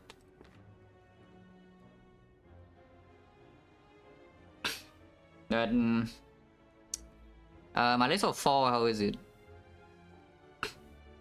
Bigger Malay is better, yeah? So if we block for 10, my list of 4, it works, right? It goes to 17, and 17 is actually 12. Oh, that's perfect. And we're not picking bites here, like what? Of course we're picking bites now, like what? We have 5 strikes and the kunai. Eternal Fatal does not matter whatsoever, yeah? Recutting the Coffee Dripper and the bites. Bites kunai, yeah? Okay, please take. I say that, but for example, if we see the apparition here and then the floor afterwards is bites, I don't know whether they would take it or not. Because with the apparition, then the Eternal Fatal sustain alone is enough. And yes, if we see the buy, we can lose max HP and then we drink food juice after, it's very good.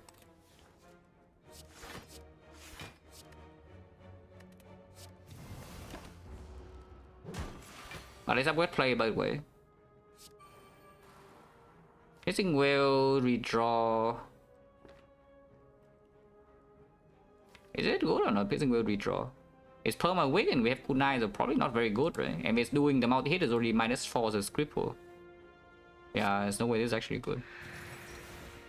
You can, however, take 1 damage and save 1 energy. I don't see why we would do that.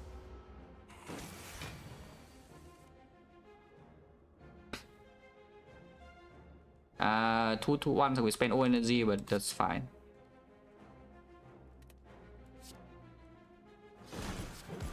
Holy the boot. Yeah, it's perma weak and we have kunai and we are not frail until this turn. Then we are frail again. But we can stack another kunai and then full block. No need to store energy here, yeah? Just keep stacking kunai. And this gets the boot value as well. Boom, the boot.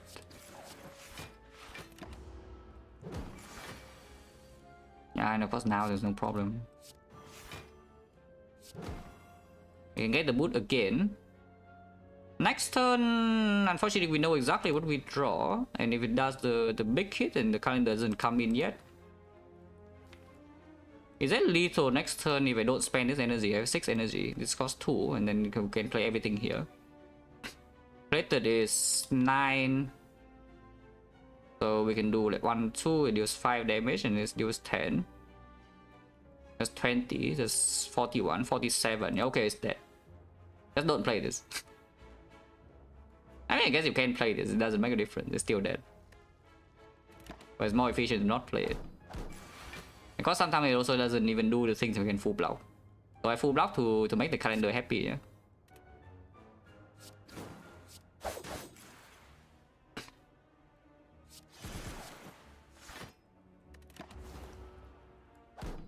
We could have killed that.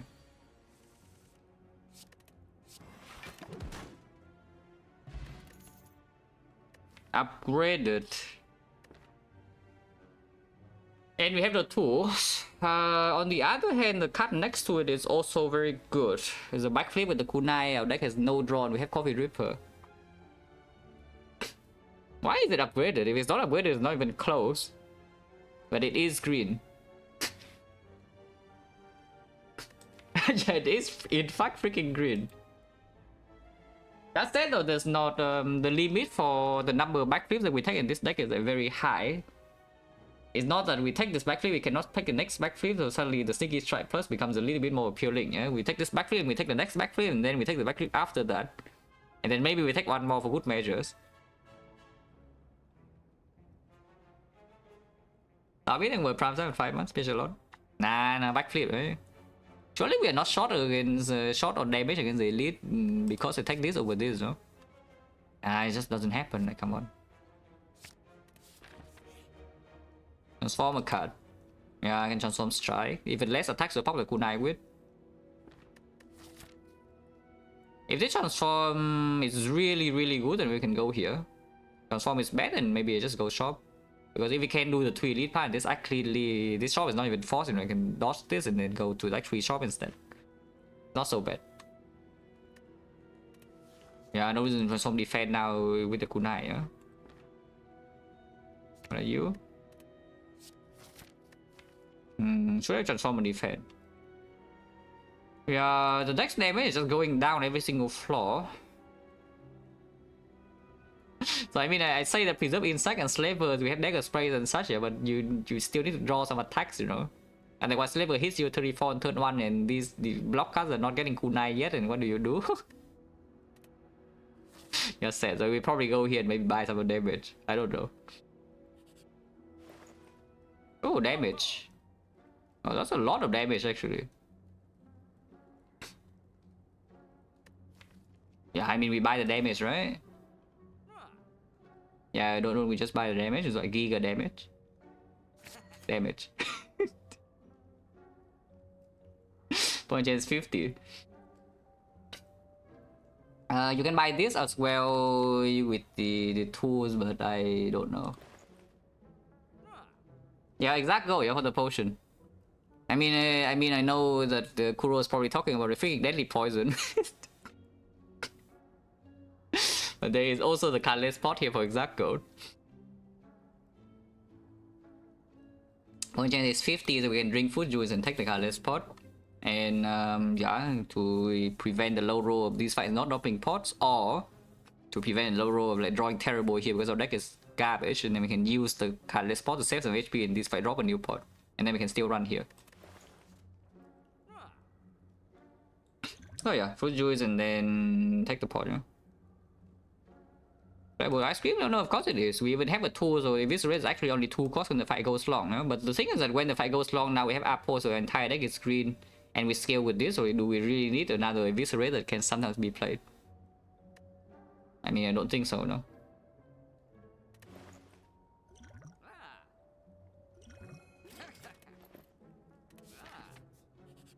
Zero. The Chosen.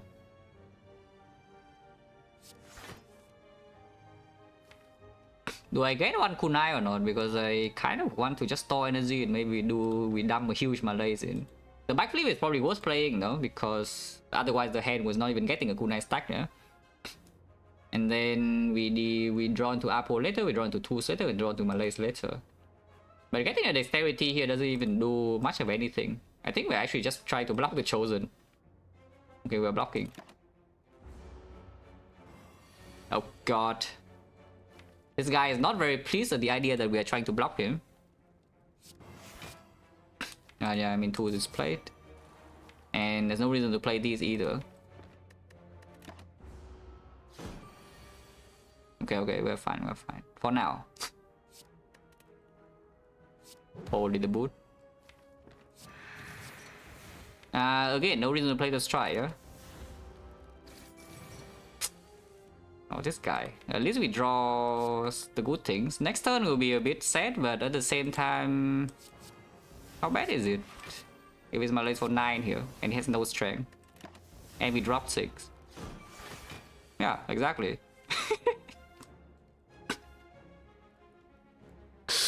Okay, this deck has taken, you know, an unfortunate turn, I would say, because you can see this, right? This is turn 5. And we have also dealt 5 damage to the Chosen. 1 damage per turn, guys. Amazing. So this deck is taking an unfortunate turn, yeah, we win. But at the same time, we're not taking damage, so like, who's the loser here? Yeah, I mean, we are not taking damage, so who's the loser here, really?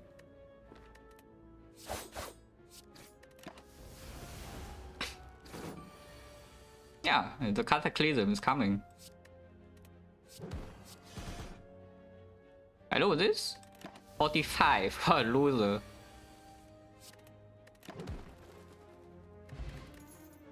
Yeah, nice potion buy, by the way. That's also an annoying thing to draw because it is the potion that can be used in the hallway fight here. The current potion chance is 40%, so if you take this over the colorless spot and use it here, this fight still has a 40% to give you a potion to use here.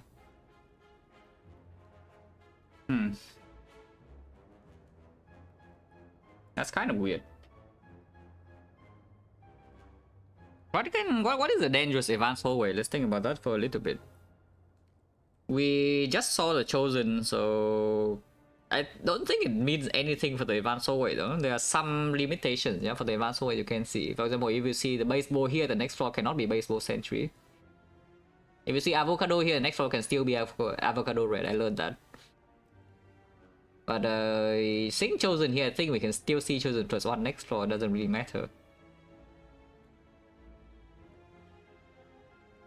Yeah, all things considered, what is the most dangerous advanced hallway? That maybe force us to use a colorless spot over the regen. Like triple Cultist or what?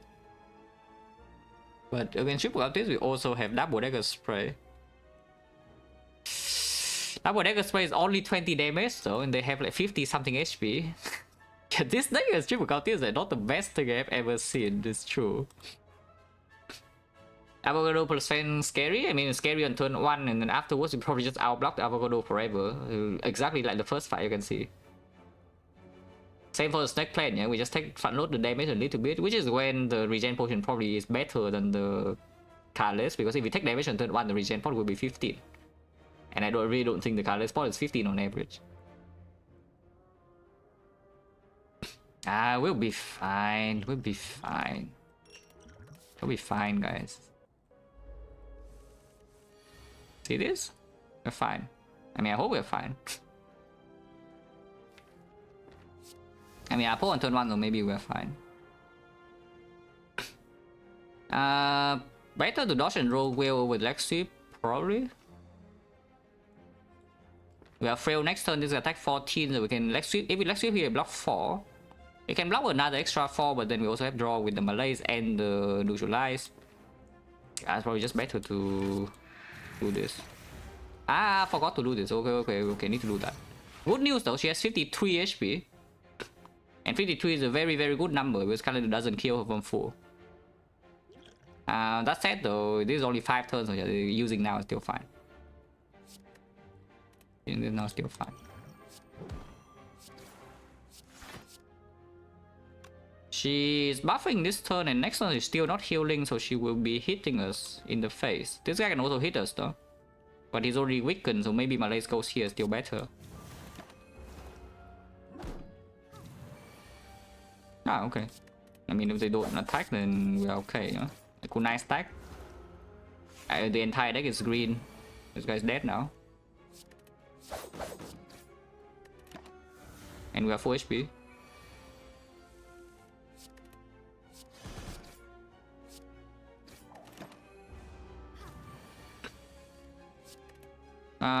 Once again, we need to give the calendar its a share of work. Yeah, I cannot really let the calendar slack off, you know. Boom. No potion, one chance 50. Upgraded. On the other hand, there's a prepared all the armor with ice cream, but like, come on, backflip plus. I mean, backflip plus is also not really super plus with the thing, yeah, because we do have the apple. But like, come on. With apple, eventually all these cards are green, but of course, front loader, this is like greener than the others. And we actually fine on 71 against the elite, by the way, just checking. Because I have a feeling our damage output is a little bit slow. I don't know, but I already ran into it. I claim that the dagger spray is solving the leader, and here we can check the claim because so far so good. No, I mean so far so good. This is not very good though, but we do store energy and we can malaise her. In fact, I don't even think that we care to put the P-Stab on her, yeah? There's no reason to put the P-Stab in because I want to have maximum energy to block her the moment she attacks or to dump the malaise bigger. And this P-Stab does not help killing the minions. Can be scary, can it?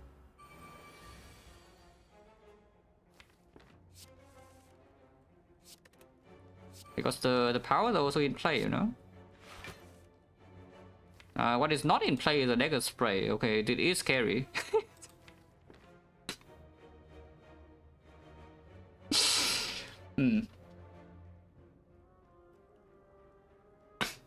So we miss a kunai stack and we also do fail to kill the fat gremlin. So we are frail next turn and weaken and they're triple attacking.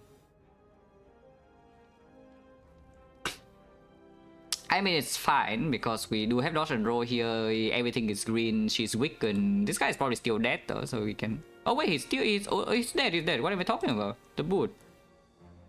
I was just counting this at 6 damage, but it's 9, yeah? I was thinking that we only have 11, we actually have 14. Yeah, the strike is 9 because our pull is down, of course. I loser. Huh. Complete loser. And Malaise on her, play dodge and roll here. He buffs, next turn this guy attack 10. Probably should still play this.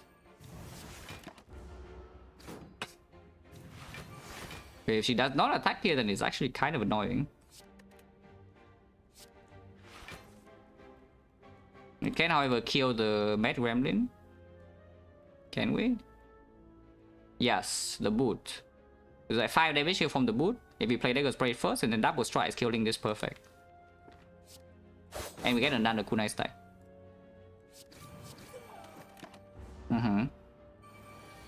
It still doesn't swing, but we have drawn the Dagger Spray again.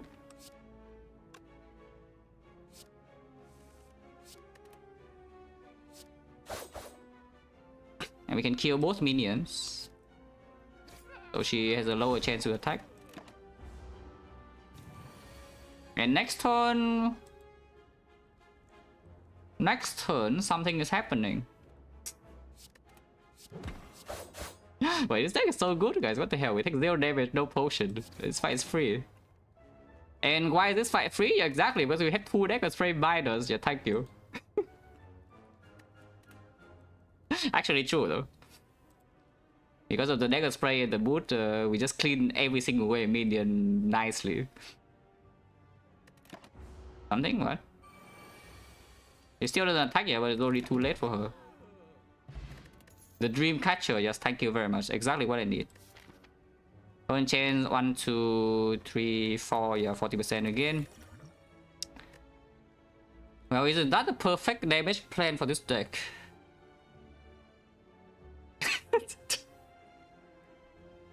How does this happen, guys? Guys, can anybody explain how this deck happened?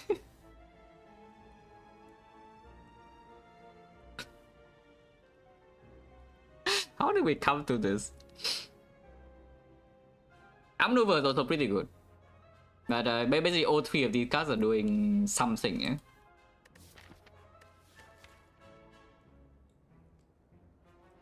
I think the best out of the 3 is Thousand Cut work with boots? No. If it does, it would be like completely broken, but it doesn't. Thank God.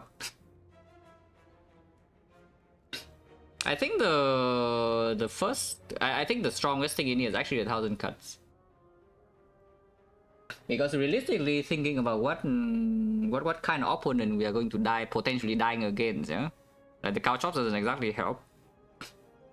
Like the Retomancer, for example, maybe some, you know, some leader rematch like later on in this act.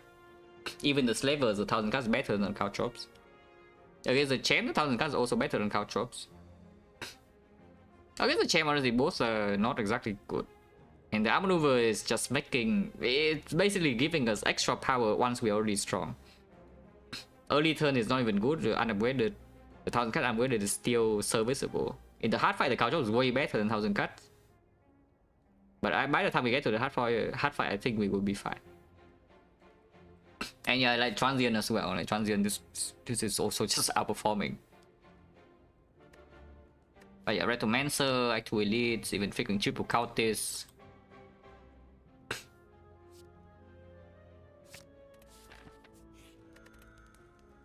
Thank you, Eternal Feather, very cool. Still the best upgrade, even though we do have the 4 energy already.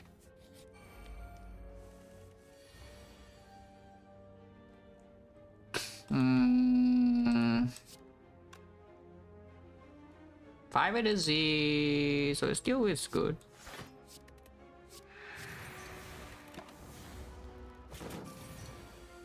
And yes, we already know the plan in this fight, yeah?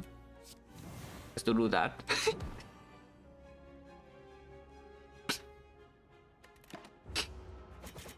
Yeah, that's our plan in this fight.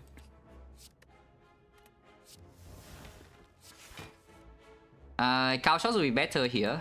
Yes, because there's no way in hell we're taking this 5 damage. Save more energy for what though? Like, why do I save energy? Next time I do want to play leg sweep, dodge and roll. I guess also no reason to spend energy either. I use any beta art? Yes, exactly one. That's a fast thing. Next one usually does 7 times 6, as in 0 times 6, so we take no damage if I just play. I guess I don't need to play leg sweep yet. I just play this. Yeah, now we can go in. Only going in.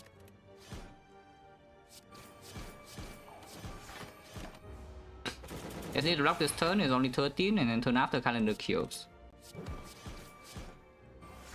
Exactly.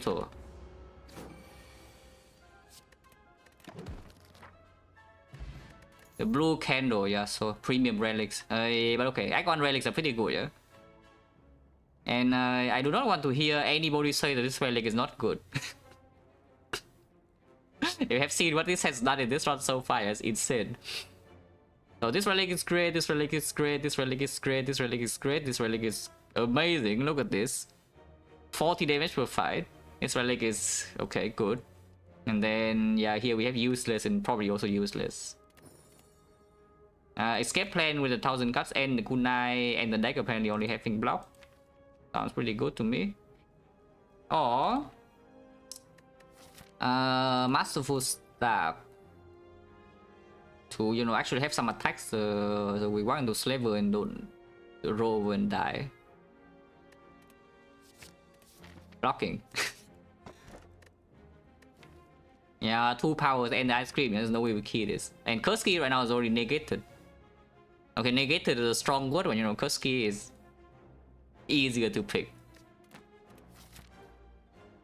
We are not taking bites now because we have already spent gold to remove Unstrike and we are freaking full HP somehow, and we have Eternal Fate to sustain still. So the early parts of yeah, we are losing real HP now, yeah, because we are at maximum.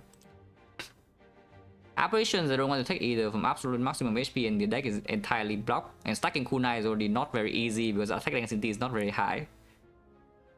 Yes, you guess it, I would like to see a Blade Dance. So we take all the whole ways, yeah, because this is still healing us.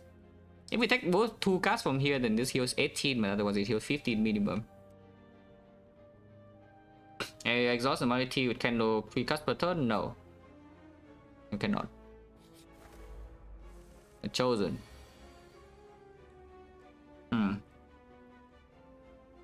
I think the bird is actually pretty dangerous, so we should probably hit the bird. I think we play this. This definitely is played. Wrong order, so I should play that first. Already forgot about my head, yeah, like 1 floor ago. Don't worry about it. It's fine, we just hit the defense anyway, trust. And now we can choose to deal 5 more damage here. We can just dump a bigger malaise, right? Because malaise 3 means that turn 3, when it attacks big, it's weakened. Sure.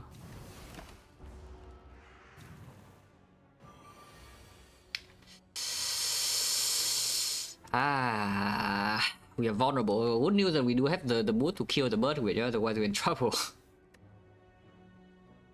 1000 cards is not going to be played in this fight, even though we do have the mummified hand. Probably acro here. Yeah, probably discard the 1000 cards and then acro here. But honestly, you should discard this. Because I don't know what I want to play yet. Maybe I do want to play this. Like, why do I want to play this? Yeah, freaking never, actually. Yeah, this is just never being played this turn. Let's cut it. Okay, good. We can kill the bird. X6, yeah, not the best thing I've ever seen, but we can kill the bird with the boot. Thank you, the boot. Die. Once again, the boot saves like 1 billion HP. Good for us. Your trust escape plan, this is already 8. This is plus 2, 7. Yeah, this is already full block.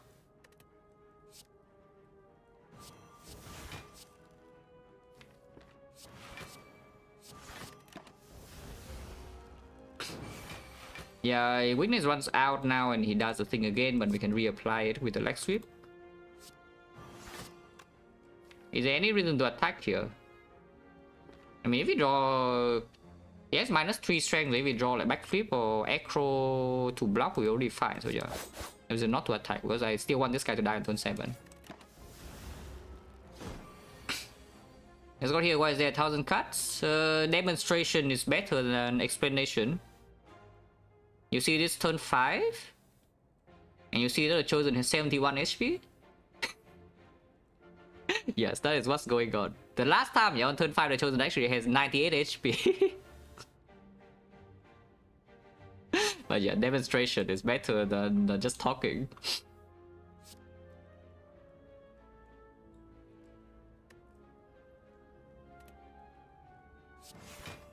I don't even know why I play that. Doesn't matter. Next turn calendar is doing a thing again, so we let it do the thing. And by the way, the calendar is doing... It has done this like basically every fight, yeah? In this fight I could have killed. In this fight I can kill it manually. But in a lot of fights it has done it. Like in the slime box, I already saved a freaking life here, otherwise I'll be split on 65 on turn 6. Splitting the slime box on 65 on turn 6 is not like the best thing I've ever seen, but it is if you have the calendar. Basically fumes at home like this. I mean, if you have the fumes on turn 1 always and you also play it, then sure. This is actually a calendar deck, it's quite sad. The stickies right now is being picked, yeah, it's not green, but attack for the kunai. And you know, it will become 0 cost once this comes down. And we also have the aggro now. Unless you tell me deadly poison is better, but without a way to keep the poison, I mean it's okay. The deadly poison, it's not the best. I think I like having more attack density in the deck better, because right now we already have a trouble stacking kunai. Yeah? You can see it's surprisingly difficult to draw 3 attacks in the turn, because our deck doesn't have attacks. And there's no blade dance either. I wonder about the infinite blades, whether I would pick it here, because it's pretty good. Like power with mummified hand and giving you a shift every turn to prop the kunai, and it also works with 1000 cards.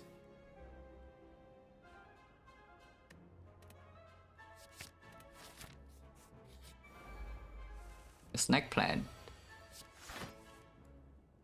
This enemy is pretty rude, but next slot we heal, so it's not too bad. I think I take this 2 to store 1 energy. Once again, we don't play 1000 cards here. This fight we don't need to deal damage. We just need to block and then it would die. I will play this though. Store maximum energy. Boom. Not booming yet. We can get a kunai before, but I still want to draw first. Okay, we're good. Next one is dead. By that I mean it deals no damage.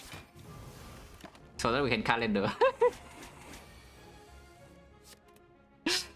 Okay, I need to get the calendar to play again, yeah? Which is why we are doing this. You see this perfect? Look at this. Ah, lethal.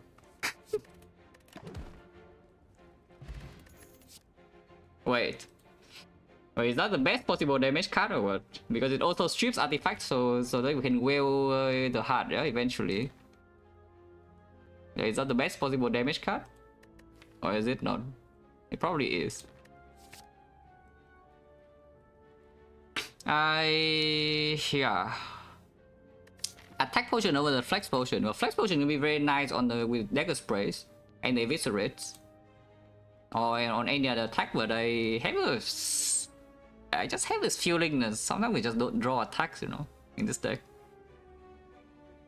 So maybe we just take the attack potion turn 1 against Slaver, have something that is more likely to kill, or turn 2.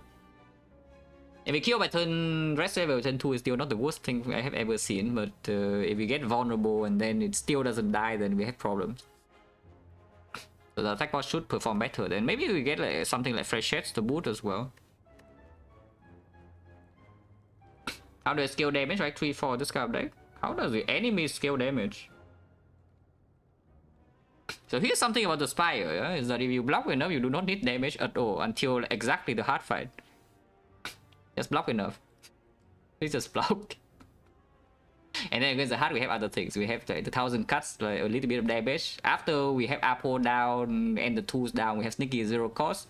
If it's a red cycling, we have like the Fumes passive damage, we have Calendar passive damage. If you can full block every single fight, it doesn't matter how much damage output you have, eventually they will die. I mean, you can see the Chosen fight like long before this. On turn 5, we have dealt 5 damage, and how much damage in total do we take in the fight? Yeah, 0.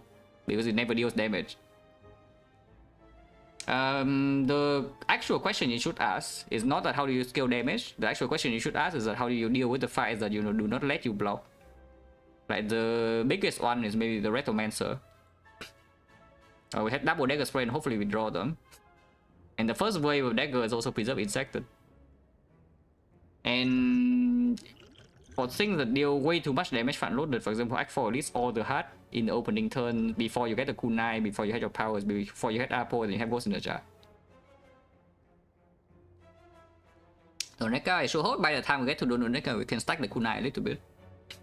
But the Apo alone already buys us a lot of time, and damage output against the Dona is also not bad. And yeah, take this, yeah. Fumes upgrade. I can see recalling in case we see exactly shovel here.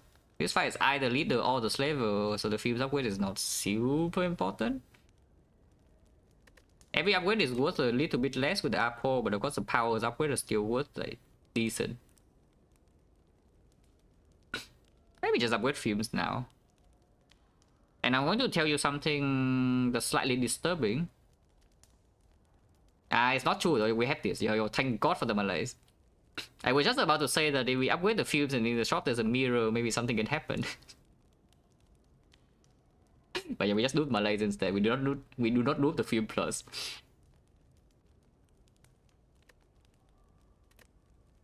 But yeah, it probably Fumes fine. And I don't know, maybe some Catalyst, but Catalyst with only one Fumes is not exactly it, yeah? And we don't really need the Catalyst damage in Time Eater or the Heart either. Upgrading 1000 cards before Elite and Fumes is for boss. Now, if I see a footwork, I would like to upgrade that instead. This upgrade is not super important. If I see a footwork like here or here, I guess I don't go here now. Yeah, I only spend the goals, I don't even go here. Also, the Fumes upgrade is not necessarily worse than the 1000 cards upgrade in the Elite, yeah? If we're just trying to not take damage. And then honestly, after the Fumes upgrade, I think we might even upgrade Acro instead of this, if we see nothing better. And then after this upgrade, we might even upgrade this card over this card. Because we have like passive more damage extra now, so we don't need this as much anymore.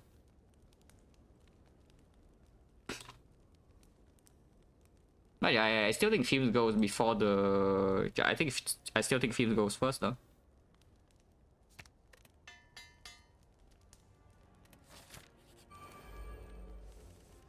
The Dagger Spray Miners as Soul the Grim Leader. Exactly as planned. Solved. Kunai stack. Probably good.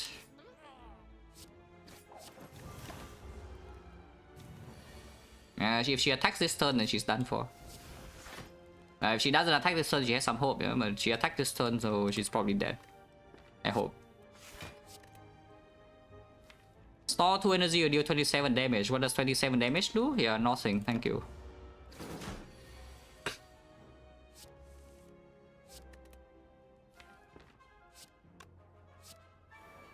Okay. Still weaken next turn. 2 turns from now, she's not. And the 2 is not in play yet. That's kind of scary actually. Maybe I just spend all energy now then to play both the leg sweep and the dodge and roll. I definitely want to make Kunai, yeah? Because we can still play hand here with the mummified hand. Even with only 4 energy, you can probably still play everything. Yeah, sure.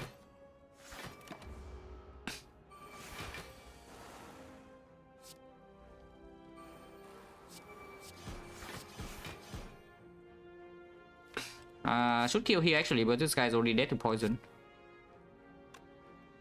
But if I kill the sticky now, then this guy doesn't even die to poison next turn.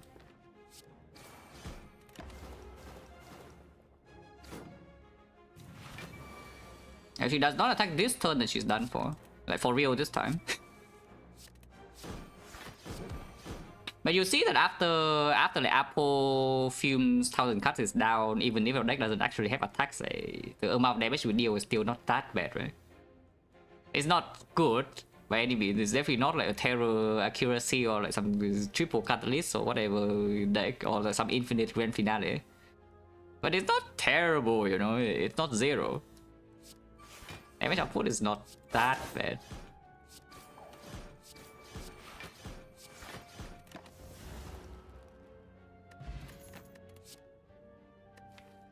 The blur is good after we are strong.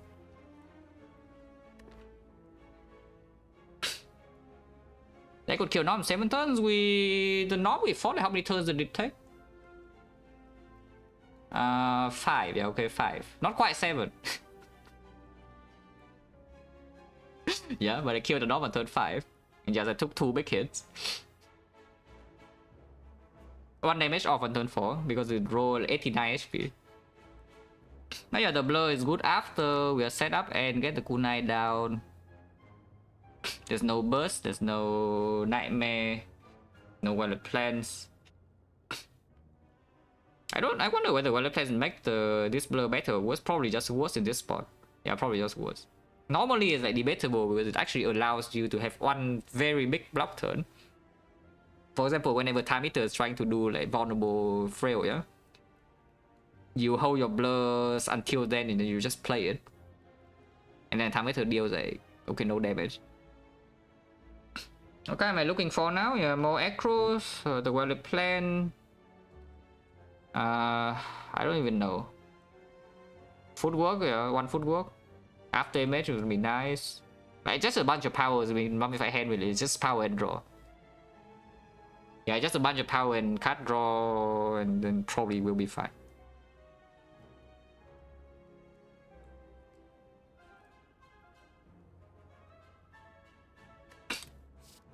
Yeah, this blur I don't really like this blur. It gives us potential to increase the maximum block in 1 turn, but that takes so freaking long to get in play. And what kind of hit do we even need to block with this blur? Because in Nightfall we have full heal with the Eternal Feather, yeah. So even if you face Time Eater and Time Eater does like one nasty turn to you and you take like 25 or something, you are still okay. You're full HP into Nightfall. And in Nightfall, do we want to draw the blur or what? Because I feel like I don't want to draw blur as P and Shield. I also don't really want to draw blur into the heart. until turn, I don't even know, like turn 7 or turn 8 or something, then blur would be okay. Yeah, I just skip, yeah. I just skip. Energy pot with ice cream is something. I think attack pot for potential burning repto is more important. So we keep this for now. Not enough gold, no reason to go here. Complete garbage. Honestly, not actually complete garbage with this front load block. And we do have sustain still, and we have even Ghost in the Jar extra. So Ghost in the Jar saves the end front load block to help us before we draw into the Apo and the powers and the kunai and whatever. And after we set up, we are invincible. Unfortunately, it also means I'm losing like 36 HP immediately. Not that it matters too much in the champ fight, but it matters a bit into early Act 3. No, I hate that this is actually a thought, yeah? I really hate that this is actually a thought, because right now I do see something is that it's pretty difficult for this deck to walk into Spear and Shield and then have a great time. We probably don't have a terrible time, but to have a great time, the operation usually can help. Or we also would be forced to use a Ghost in the Jar on turn 2 against Spear and Shield because we are dying otherwise. But it offers us a way to actually block the fight a little bit. Otherwise, you really cannot block like turn 2 or turn 3. Sometimes you can block turn 2 with Piercing Wheel Malaise, but turn 3, especially if you already spend your resources to block turn 2, and it's really hard. And even with Preserve Insect, I have a feeling that this is not a deck that kills Spear and Shield in 3 turns. Nonsense, yeah, nonsense. Also, I already tossed away my Liquid Memories to take the Fruit Juice, it cannot be small now. Otherwise, I will still have Liquid Memories here. Yeah, we cannot be small now, guys. Come on, let's be big. So we can upgrade Acro, I can recall. Upgrading Acro is for Fusion Hammer. Cannot rest either way, there's always like spending upgrades. And I mean, just good. Yeah, let's just upgrade Acro, no? This deck is like very strong once it actually deploys the setup, so let's just set up faster, no?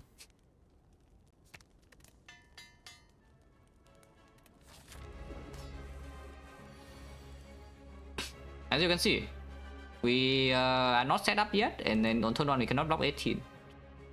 That's what happens.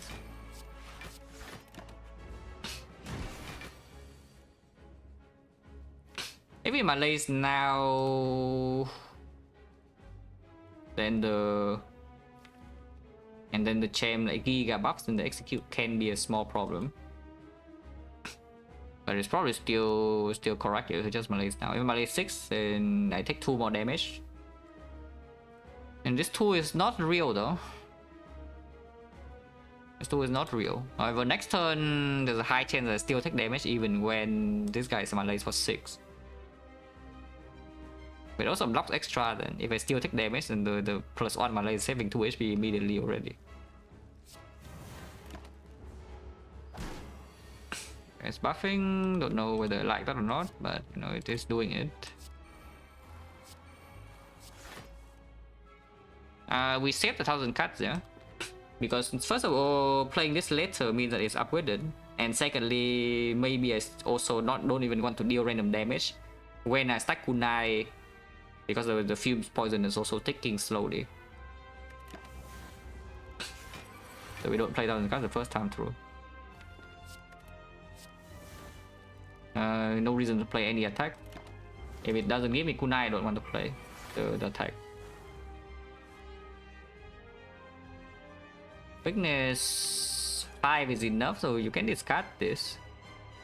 You can also discard this, but right now I just want to have enough attacks in hand.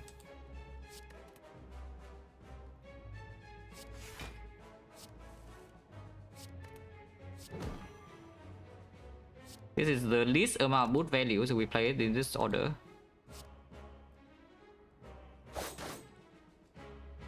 Yes, we actually need to sabotage the boot here a bit because it's too strong.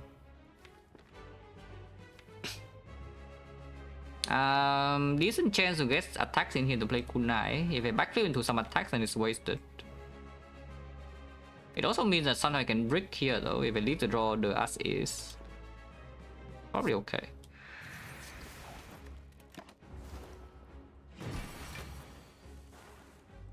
Yeah, 2 attacks.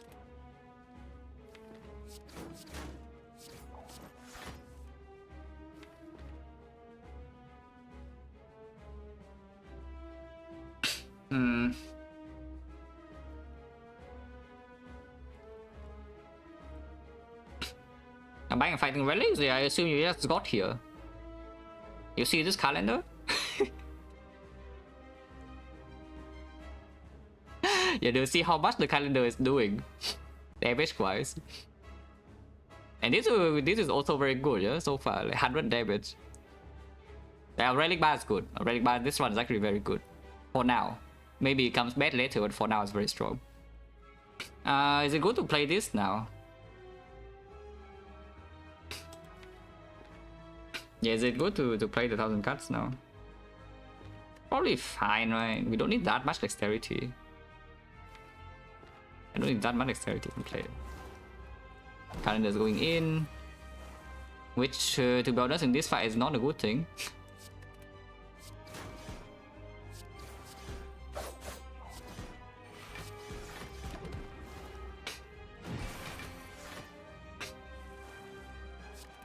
Once again, if it doesn't stack kunai, I don't really want to play attacks.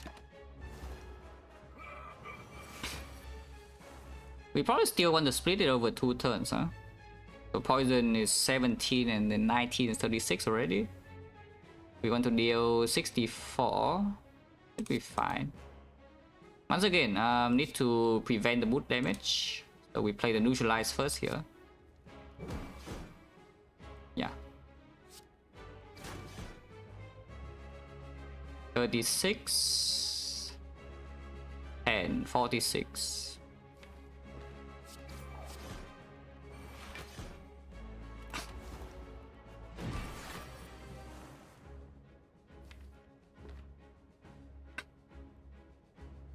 So this turn we simply just play the survivor and then end turn, yeah? Let's say 226 already.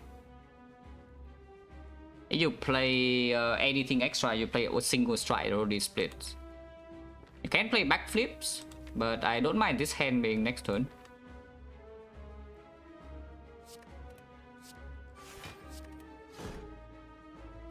Yeah, now we're not weakened and it's also a turn we want to split. It's perfect.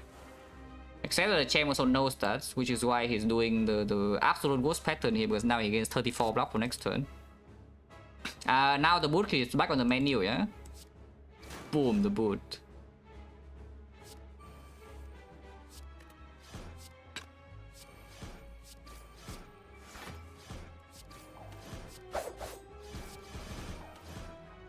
Energy here doesn't matter, so we just deal 4 damage. We are not debuffed and we have 6 dexterity, so even if we don't kill the champ through this, we should not be having any huge problem. 7 dexterity, mind you, not 6. Holy. Energy now, damage also doesn't matter though. You are to execute, very scary, 44 damage. I am extremely terrified right now, in case you cannot tell. In case you cannot tell from my tone of voice, I'm very scared for my life. It's dead.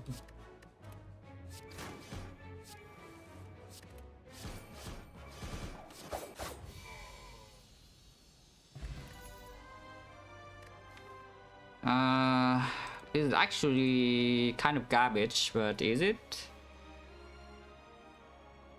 I mean, it is modified hand, and it is a way to front load block, and we do have kunai to negate it a little bit, yeah. But we don't really stack a kunai every single turn. Act 4, we do have Ghost in the Jar one time. On the other hand, there's also like the... I mean, the PK is like never 8 here. The bullet time I don't think is 8 either. So it's either this Nightmare or the Red Form. The Nightmare has a lot of targets. Any power can potentially be a Nightmare target with a modified hand. We have the dodge and roll, which can also be a Nightmare target. We have the backflip, which can also be Nightmare target. We have the acro, which can also be Nightmare. We have the Malaise Plus, which also can be a nightmare target. And the thing about red forming in this deck without a way to negate the debuff though is that suddenly it threatens us in long fight, yeah. Because right now we have like kind of an insurance, you know, as long as the fight goes long, we win. Whenever you draw a red form on turn 1 and then you play it, suddenly you're scared. Because otherwise you can simply just maybe pay the front load cost of the damage, like maybe, I don't know, 15-20 HP or something. Then you either Eternal Feather heal back, or it's already the act boss and then the run's over. But the moment you play red form, you're actually on the timer. Because the enemy scales up and you don't. But for Psycho, yeah, this is mainly for Spear and Shield though. This red form is literally just for like one fight, the Spear and Shield fight. The hard fight, not really. The hard fight, we don't need the ghost. We don't need the red form.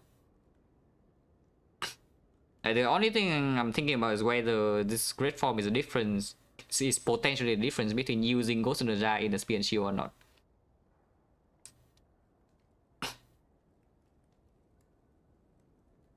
Also, honestly, next question is that is Nightmare even good? Yeah. I guess that is the thing that I should also ask. Is Nightmare even good? Because it's certainly positive after it's played. It doesn't really miss often, yeah? It's like very often we just draw it together with a Nightmare target. But we need the Nightmare output in any fight from here. And it just amplifies the problem that if the fight is bad, then, you know, Nightmare makes it worse. Yeah, maybe Nightmare just sucks, no?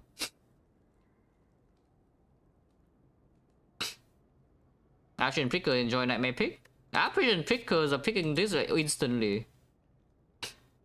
I don't know about you, but if you have 3 apparition in your deck, yeah, maybe add more intangible instead of whatever this is. And then in short fights, you just play your intangible and the enemy dies. In longer fights, you stack whatever and then you win. Wow. Because 3 intangible might not be enough for fast fights, yeah? But 6 will be.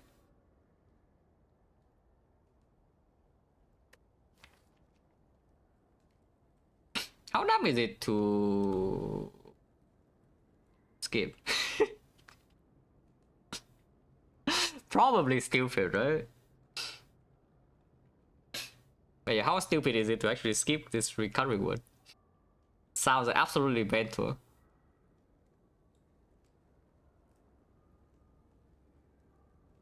Red form has to be better than skip, yeah? Just because of Spear and Shield. I mean, maybe against Retomancer, maybe. But I generally don't think this Nightmare is needed for anything. Like, when is Nightmare actually a good draw? Usually when we have already won the fight. I just take this, yeah.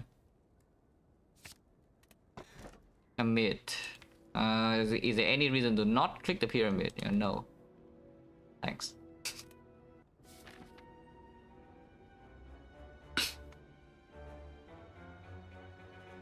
Burning Elite is there. One of the easiest ways to lose the run is to miss the Burning Elite, so let's not do that. This part is a Gia question mark, which I don't really like. And we do have the pyramid, but we also have the blue candle. So if we see exactly Mind Bloom normalities here, we can think about it. Yeah, we can think about it if we see Mind Bloom here. But yeah, we need to start here first, otherwise we lose the run.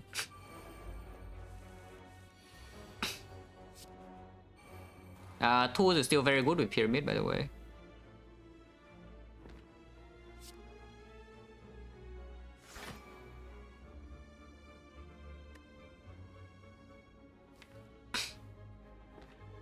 Next time we do have the whale and 4 block. Character seem easier time last character. I mean, if last character also had the... Actually, I don't even know. Like, would pyramid be better than Snecko in that run? With the current rewards we had, like, probably yes. Yeah, with the current rewards that we ended having, yeah, the pyramid would probably be stronger than the Snecko. But other than that, honestly, what happened the last run was just that our current rewards were absolute garbage start to finish, yeah, and that's where it ends. Everything else not even that bad. Like relic quality, okay, bad, but we do start with the burner, and the boss relics were good. Yeah, good boss relic and a burner normally you cannot complain about your relic quality, even though everything else is like mediocre and too bad. Yeah, the actual thing just was that our card rewards were nothing. Not even a single structure. One structure dog would also be clean. Because again, we just died by 2 HP in the final fight, that we had like just a tiny bit extra of something that we can win. Yeah, the whole run's in common, but guess what? No struck. But here, back to this. Do I take 1 damage or not? We do have internal fighter here and then potentially here if we need to. And then here again for sure.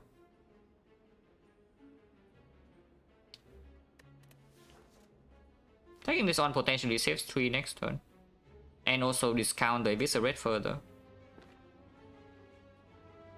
Yeah, sure. Take 1, yeah.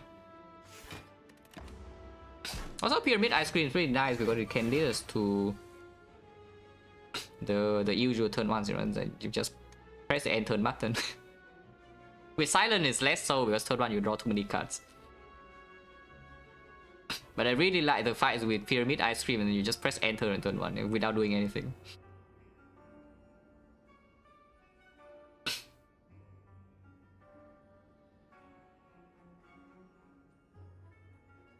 Doesn't Pyramid kind of contradict? I want to tell you something about the Pyramid, is that it doesn't really care about what you are doing.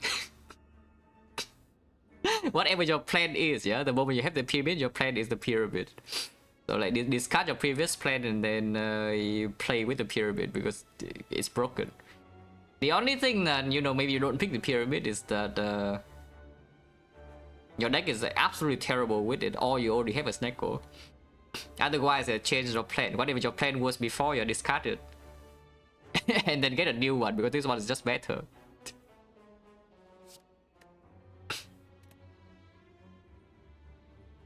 Can kunai first, but I think I backflip first. Okay.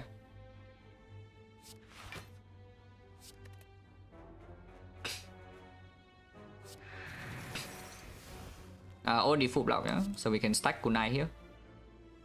Red form, yeah, red form probably good to have in hand from this moment, I would say. Only the boot.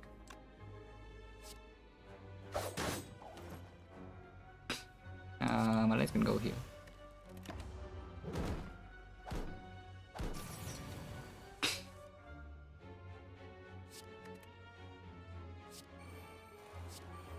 It does 1000 cuts at minus, but sure, doesn't matter. And here you can see the red form, what the red form can do. I mean, we bottom deck Apple and also... Yeah, do this actually need something else? Like, what do I need from here? I mean, a concentrate would be nice. Yeah, some extra energy. Or basically just a way to not get like giga hand clock is what we need to avoid. So yeah, 1 concentrate, maybe then afterwards you can pick more draw. And then a bit more like a footwork, yeah, front load the dexterity would be good.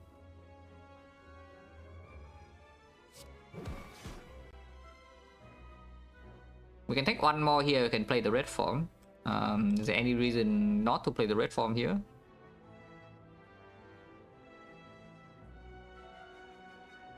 Like, why do I take 1 damage? Yeah, no reason.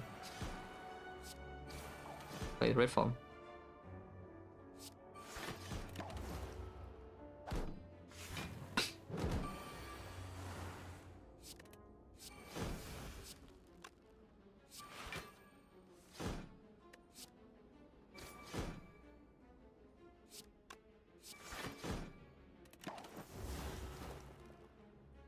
Yeah, now we just Like win the fight.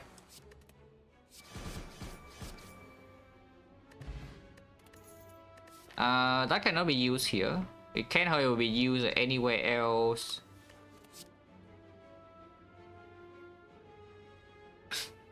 What is this? We don't need a lead poison, at least I claim. Against the heart, long fight damage is okay. We have one will, one malaise, one red form, so we can go 5 cycles. And I sure hope that in 5 cycles with the 1000 cuts and the fumes and the sneaky strike and the eviscerate and the apple, that we can kill the heart, yeah? Actually, you can go 6 cycles sometimes with the ghost in the jar, but usually ghost is like first cycle. So we go like 5 cycles, and we have like what, 20 turns. Yeah, that's plenty of time. Oh, we probably can just take this, basically. Yeah, probably can just take this. And attack portable smoke bomb because we need to prepare against a burning Rectomancer. You cannot smoke bomb burning Rectomancer, you will lose the run. But an attack potion is there to kill the daggers. Oh, not quite the normalities.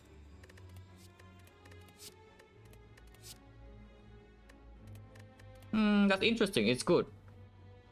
It's also very, very interesting what is on the screen. Bandage up we don't need, yeah, even though it's with Dripper we already have the Eternal Feather and potentially 3 fires like freedom here. We heal a lot from this Eternal Feather already, like 45 this we don't need this. Dark Shackle Pyramid are very, very strong. On the other hand, there's a Flash of Steel with the kunai and the fact that we say that our deck is low attack density. But like, come on, freaking Dark Shackle's Pyramid, like how... Yeah, no chance, even though this is very good, there's no freaking way you don't take this. It's with the Pyramid and with Ice Cream and the fact that we do not mind another thing to full block the multi-hit. And it's not even blocking multi-hit, yeah? It can also block the big hit. If you draw Apple first, this thing is blocking like, what, 20 for 0 energy against the big hit. That's crazy, you know? Second Apotheosis to not bottom deck, or you can take the Master Strategy so that you can draw into your Apotheosis. We are taking second Apple, yeah? It's what I'm saying here. Yeah. Yeah, what I'm seeing here is that we are taking second Apple. Because like, what are you taking Master Strategy for? To draw into this. So just take the second Apple. Even though, of course, after you draw one apple and the other one is one energy wasted with ice cream, so it's slightly sad. But then you have apple in play, how sad are you? Taking this is basically saying, trusting that after, when the fight goes long, I win every single time. Otherwise, you can take this to improve your maximum output, or you can take this to, you know, improve your front note draw.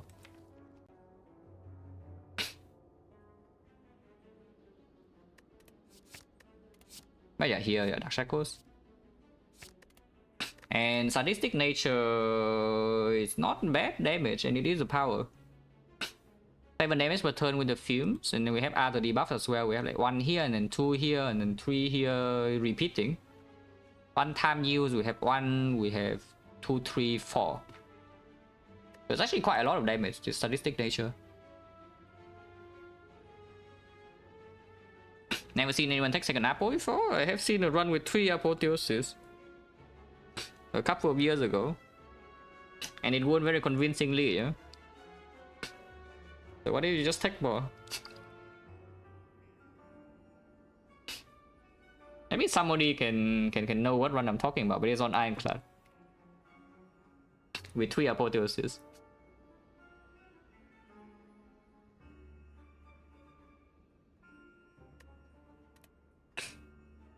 If not this, then we can get this to, you know, improve our early draws a little bit.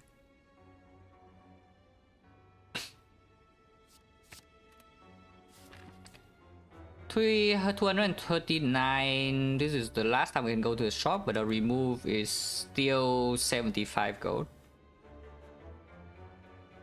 And I do not mind removing cards with this deck, yeah? On the other hand, we go to more question mark, and question mark is not even good. I mean, maybe it's a rare relic, but there's too many question marks in this deck. And we get to scout shop relic for maybe some souvenir pallets to block first cycle path, and then I can use this in peace in speed and shield.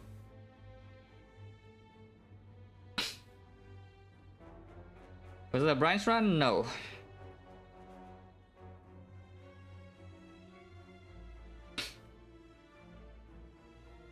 But yeah, apotheosis upgrades the series blow every time. But yeah, I go shop.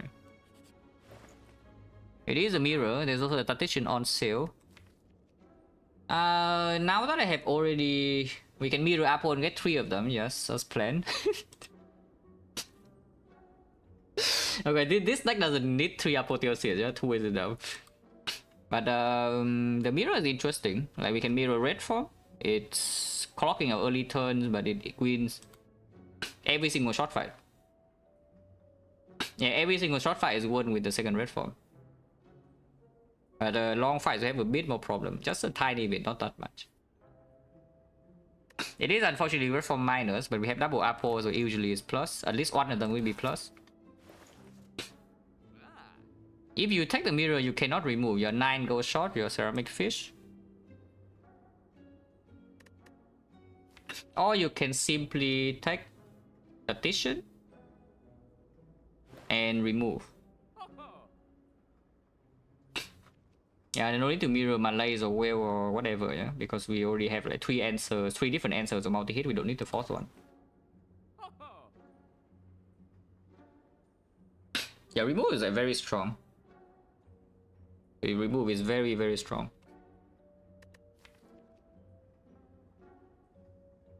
Honestly, I think I just want to remove. Let's just remove cards, yeah? Let's be a monkey. Also, I don't really want to play with 2 red forms, even though potentially it's stronger. I just don't want to play with 2 red forms. If we remove strike, it's harder and harder and harder to stack the kunai with this deck. Probably 1 more strike is still okay. And then, yeah, do I actually buy tactician on sale or not? It is an early brick. And before the Apo is down, it's not that strong. After Apo is down, it's strong because it allows us to keep playing the draw cards instead of just ending the turn after spending 4 energy. You also don't need to play that many cards, no? With the pyramid, it also will land. And we do have the tools of trade, so we have 3 different things I can discard tactician, yeah? Tools of trade, the acro and the thing, and the survivor. And the prepare would also be... First prepare is probably pick, even if it's minus. Also, yes, on sale must buy. That's what we know. Okay, on sale must buy.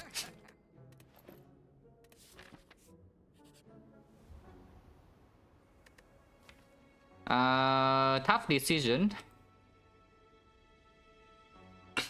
If you really want to be intangible free, you can do it now. You can get rid of your addiction, guys. We already resisted the first one, yeah. You can also go 1 step further. Try nah. This is defense, no? Why didn't we just say that our block density, our attack density is already too low to stack kunai with, and you want to remove another strike here over the defense when our entire deck is blocked? Of course, the defense makes the escape plan stronger, but in the first place, we need some dexterity first, yeah, before these things become like, really powerful. So we remove the defense, no? Yeah. Remove defense. Click here, otherwise I lose a run. Very important. Yeah, tactician. There's no relic to set up, so we can simply just kill whenever. Let's kill.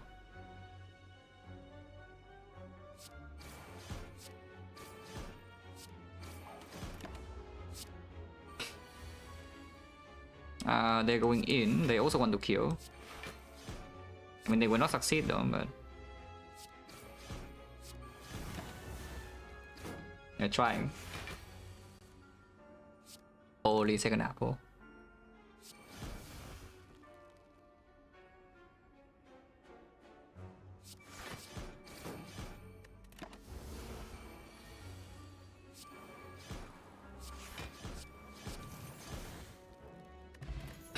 Smoke ball is back.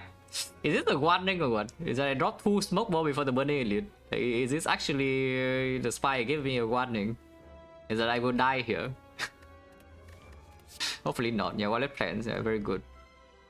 Dagger throw plus or minus doesn't matter. Yeah, we have double apple. Or second sneaky strike, which is another attack. And we do activate the sneaky nicely after the thing, but I think I want another thing to activate the statistician. And it can activate the existing sneaky is also an attack. This is pretty good. That is pretty good. I hope. I hope it's good because I'm picking it. It's only giant head, guys. Come on. I sure hope this fight is actually easy though. I'm disrespecting this a little bit, yeah. But I sure hope it's true. Yeah, here's the apple. The one that it could have been a master strategy. Look at this. Yeah, look at this, like premium master strategy in this hand. Like, what do you do with master strategy? Yeah, you cry because your hand is full. Instead, all my cards are green. Oh, I like it when all my cards are green, guys.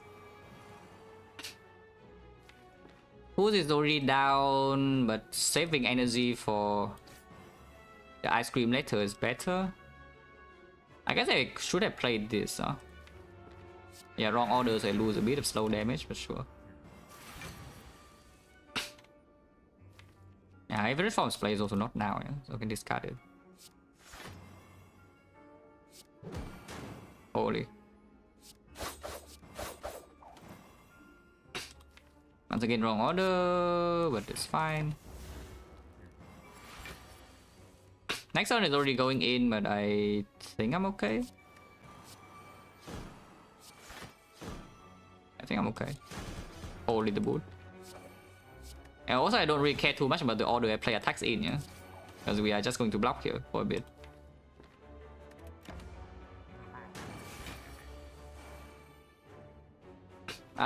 For the master strategy pickers, your apotheosis is still not here yet. And you are like giga crying because you are out of energy like 2 turns ago. Your statistician is not green, your tools is not green. And then your blocks are also not green, and now this third guy is already attacking for 40. And what is your plan? Yeah, you are very sad. But my deck is green, so I'm not so sad. Yeah, like my deck is green, you know. We get the kunai here, yeah? Let's play this. What is the order? I want to malaise now, but we need to dodge and roll also. I don't care about damage, I just kunai first and then dodge and roll. Yeah, and then we malaise.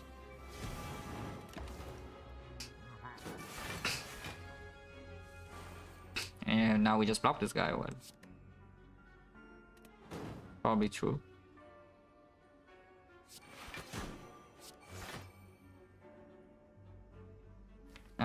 Don't need to acro, but maybe acro is still fine to keep in hand. Just discard this, not playing it.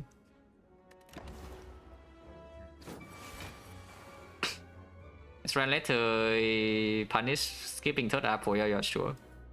But it is possible though, it is possible. They bottom deck both apple and an important fight, and then the fight is terrible. It's true, this is such a deck that it's built around drawing apple early, yeah? Otherwise we are short on energy, we are short on front loaded block, and you know, we are just short on everything. But after the apple is down, we can just do whatever.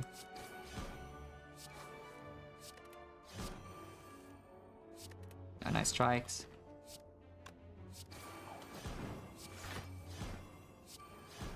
Wow, amazing, thank you.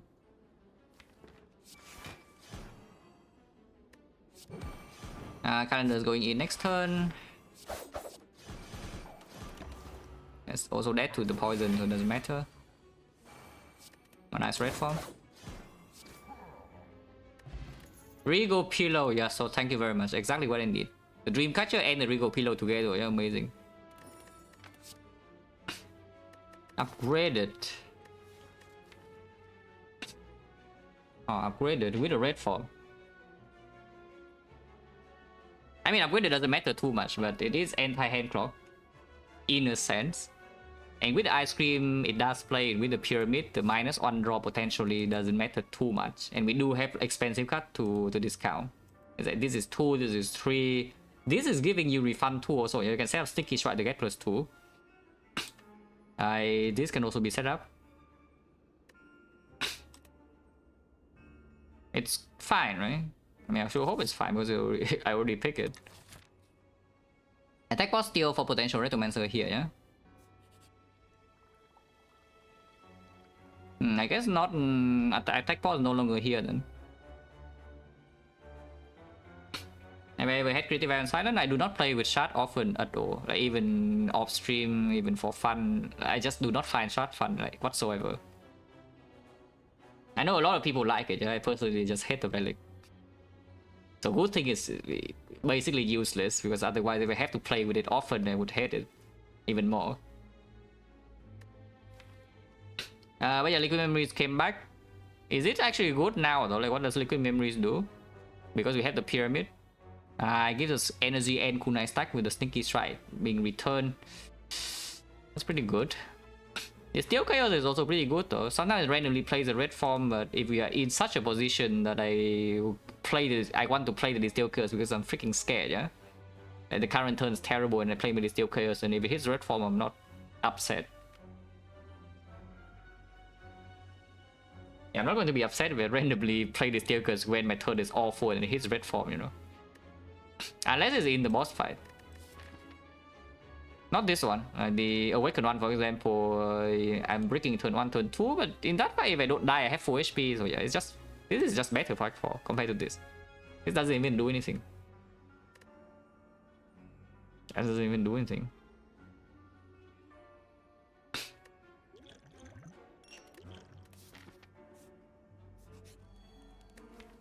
We can upgrade a red form, we can upgrade the second apple. Upgrading second apple is weaker now with the setup though. I think I recall actually. Yeah, I think I just recall immediately open the new upgrade, or maybe we see a shovel or peace pipe here.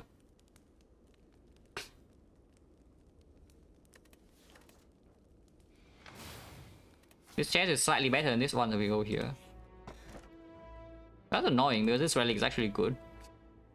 If we could have keyed like this or this and then take this relic, it would be much nicer. But you know, what can you do? Can take the elite immediately because regardless we're not going here, yeah? Going here just a wasted node. Upgrade a weaker with double apple and we are full HP, so Eternal Phantom doesn't even do anything. What's the reason to take the fight before the elite? Taking elite before the fight.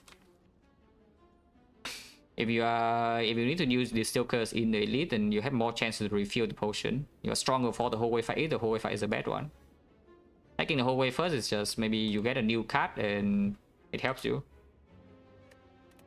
As lazy and far, that is true. If we are playing a Watcher run that's already this strong, then yeah, I probably just click this. But this one is not safe yet. As you can see, like whenever, let's say most apples are bottom deck and we want to act for elites like that, yeah, we're in trouble. So we are not quite like home free just yet. If you give me like something like a lizard tail right here, then we are probably home free. But right now we can still die.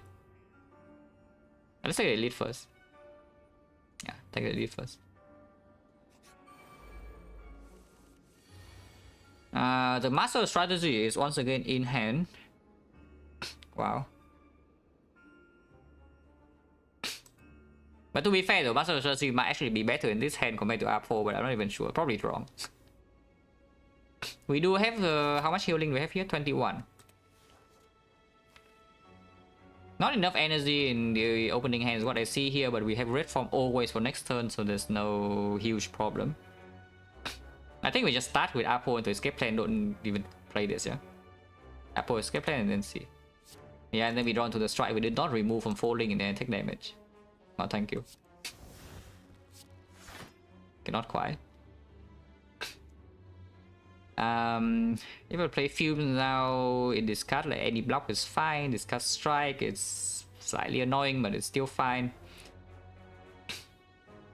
Discard 1000 cards is good, and discard red form, just play it immediately. Our defense fine. Then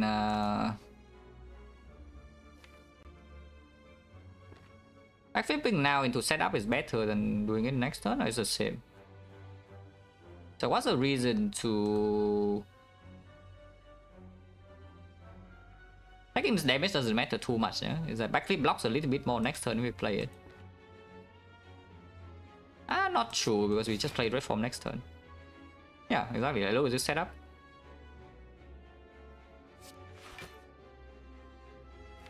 We do not need to play it yet. No, there's no guarantee that we draw into... Can't draw next turn to draw into this. Okay, fine. Just do it now. Yeah, and then we simply play red form here. We ignore like whatever crap she's doing. With this order, we might not actually need to play red form. But I think I just want to. Because after red form runs out, we can still block one turn with Dark Shackles easily, yeah? And that's ignoring the fact that we probably can stack Kunai, and that's also ignoring the fact that she's probably dead. So we simply just play that. I would like to not get wounded. I'll just kill this. Yeah, set up plus 3 energy already, pretty good.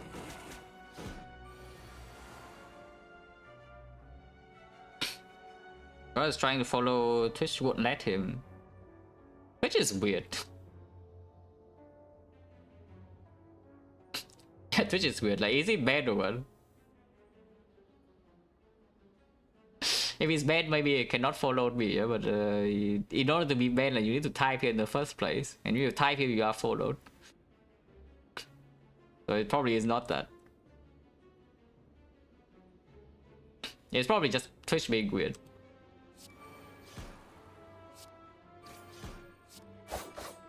Holy the boot. Kunai doesn't matter. And now I can Kunai. He's also dead, yeah? Hey, if we have no other upgrade, the upgrade would be on red form. If we have no other upgrade. Molten egg, yes, thank you. Yeah, relic quality is like through the roof, yeah. I mean, relics in Act 1 are good, and this relic is very good. And afterwards, you get like what, Dreamcatcher, Blue Candle. Question card is okay, it's not the best, it's okay. The Regal Pillow, and here's a Molten egg. The Kunai card is here. Like, do we still want it or not? Or is our deck like already above this card? We can also have Sadistic Nature and Venom, yeah? Don't worry, I see it.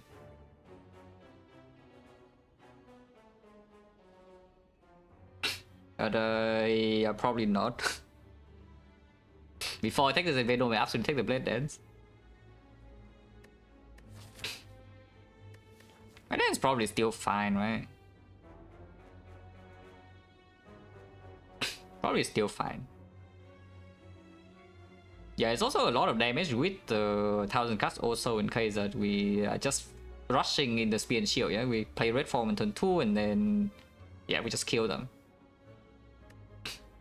Sure.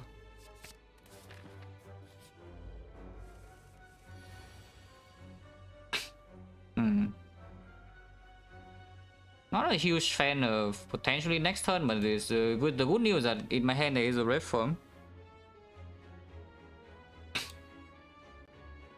Kind of want to empty some hand space, but this way is a chance to discount red form to get energy, but otherwise we're having too much energy anyway. As tempting as it is, I should not play this here. I should make some hand space or just dagger spray. Okay.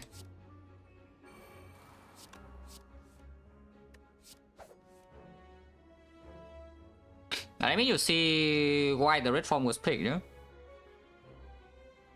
Yeah, you see why the red form was picked in end of Act 2. And we don't draw block, and also bottom deck both apples, and yes, we need red form to block. If this is a nightmare instead, maybe it's not very good. If that was if that's a nightmare instead. Looking at this, I wonder whether I should have actually just upgraded this over recalling. Because now we actually can take damage on in 3 turns from now. Sometimes. Hopefully not.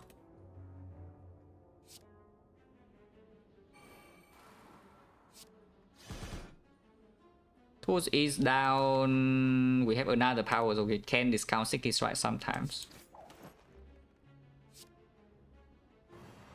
Oh, okay. Oh yeah, of course. It discounts immediately. And just get my energy now, yeah, and ignore the potential kunai later. That's pretty bad because next turn our red form runs out, but the good news is that we probably do have a lot of block next turn, even with minus dexterity. It's not even minus anything because we gain +1 from now. The setup is worthless in this hand, so we just discard it. And then get my kunai stack. The neutralize... Dodge and roll is being played now, yeah? Next turn is no guarantee withdrawn to leg sweep all my lays, so I can sacrifice 1 more energy to make sure they have this in hand. Maybe it's fine.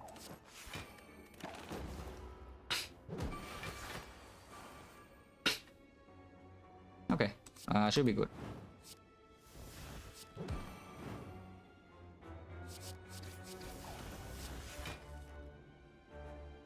Master strategy plus could be good here.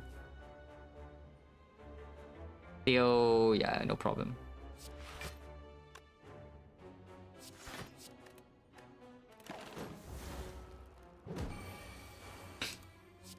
Now you'll see, right? Even after red form runs out, we can still just block for a little bit. At least in the fights that do not scale like crazy. Because defense plus are strong. So Sim don't need. Concentrate is here. I have too much energy now though. Like the setup is added, the tactician is added, we added another power, added another 0 cost. So honestly the hand clock is not even a huge problem now. Yeah, it's still a problem sometimes, but the bigger problem usually is that we just don't draw into the cards, and here's a backflip. So we take the backflip.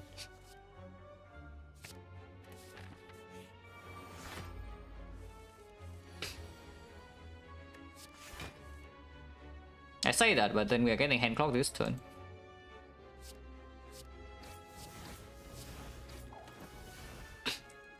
I should play the whale now. Whale next turn can block more if this guy decides to attack. I think I save energy though, even though we lose 1 draw.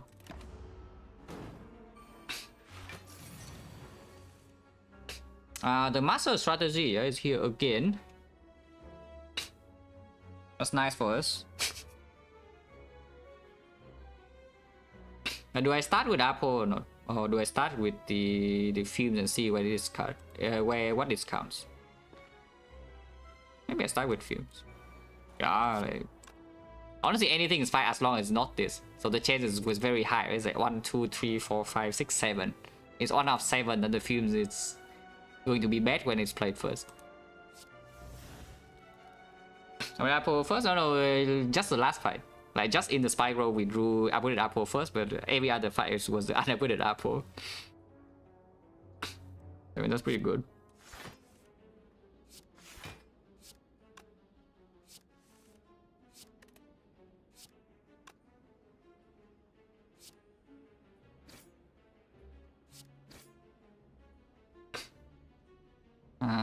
This is probably fine.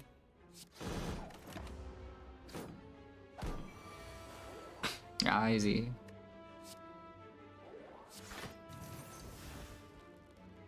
Even play strike here. Not that it matters too much. We should not take damage from here. And play red form for fun. Why not? The red form can attack the spiker with a dagger spray.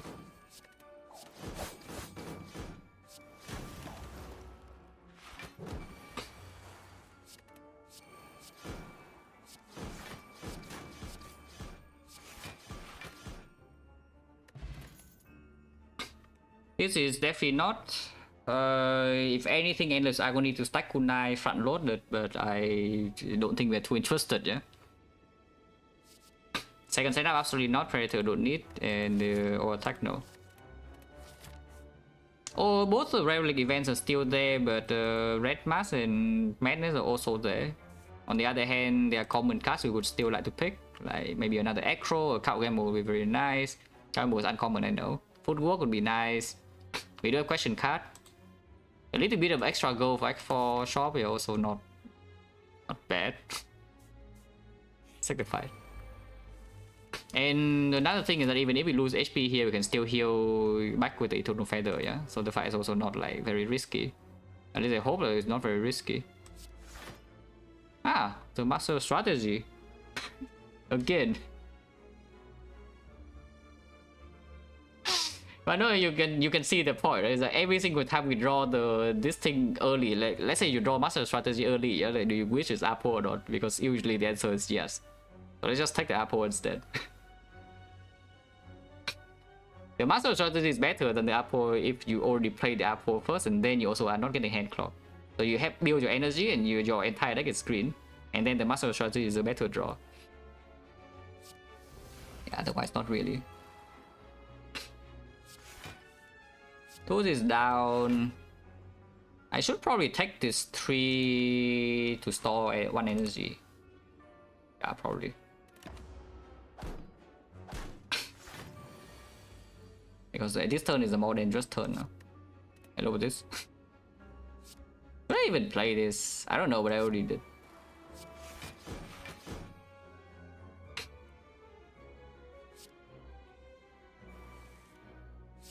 Yeah, we're fine.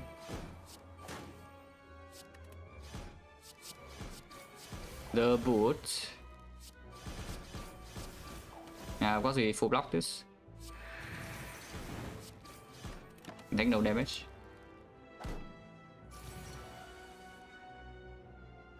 The Master Strategy draws Apple also better, only if your hand is not full, though. If you draw Master Strategy early and then I guess you do gain 1 energy even if you get like Giga Hand Claw. So yes, if the Master Strategy draws into your Apple Plus, then yes, it's better too.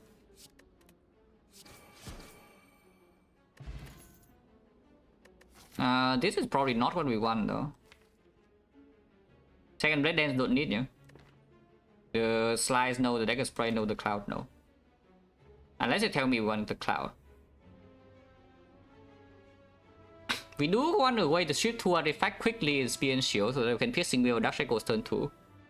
And Creeping Cloud is that. Besides that, it's not doing much. So it has exactly one job. Like to shift 2 artifact so that we can actually block turn 2 without like Ghost in the Jar and such. Otherwise it is pretty difficult for this deck to shift 2 artifact. The easy way would be drawing into like some Malaise and then we have Dark Shackles in hand. So you can Malaise and then Dark Shackles the Spear. I don't think I want to draw the Cloud though.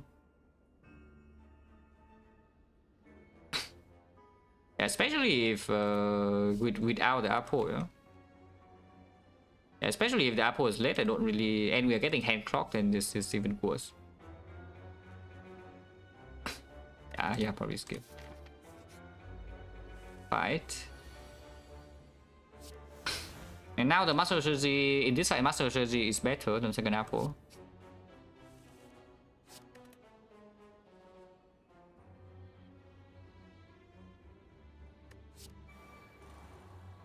I could have set up that I know, but I don't actually want to. I want to just play it and then yeah, do something like this instead.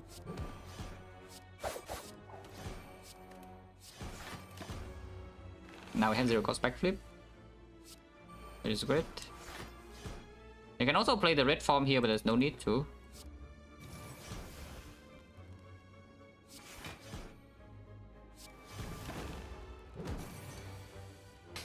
Now if you still take damage, you can play your red form. I think we're already fine though. I might still find if I play, honestly, next floor I'm full heals, I don't even want to think. Yeah, just play the card, you know, please play.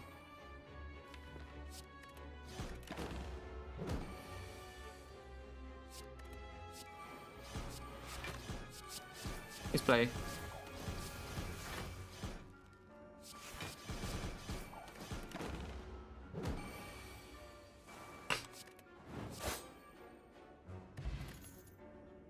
Outmaneuver Ice Cream is the only potential thing, but not really, right? Because again, we have already added like enough energy to this deck. Like this energy and this is energy and front-loaded energy, like my hand also like crazily strong. We do not need another thing that just give us energy. Have I ever bought shot and run? Yes. In fact, I bought it one time in order to win and not just for fun. At least the goal was to win. I lost. But yeah, the situation was that there was no way in hell I was winning the run, yeah? I mean, I had one card reward out. Like one specific rare card or something in order to win the run from the Spear and Shield. So I bought the shot to improve the potential to like maybe 6 or 7 cards out of 4 pools. So chance was increased a tiny bit. So of course it doesn't happen, so I died. Yeah, I was in Act 4. It was a run that basically took no damage to any single fight. Except that it cannot deal with medium death and it plays a billion cards per turn. It was some like aggregate compound driver that draws 4 cards and then scheme. So my deck is extremely fast. I win every single fight on turn 1. And then I went to the heart and I cannot win ever. Which was when the shot was spawned. But yeah, it didn't save me. It didn't give me like a rage or something similar. It was mobile, okay. Yeah, we skip. Red form. Act 4 we have another upgrade. I can see take an apple just for 1 energy. It's like 0.5 energy, but at the end, on the other hand, like what other upgrade matters? Maybe you can say this.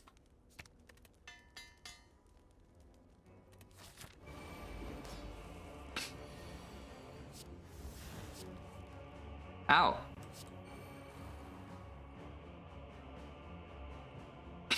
I mean, it doesn't hurt that much, but I just want to say ow.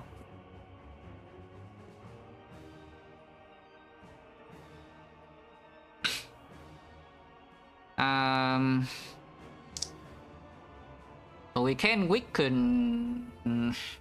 We can weaken Deca and take less this turn. Or I can simply take this 10.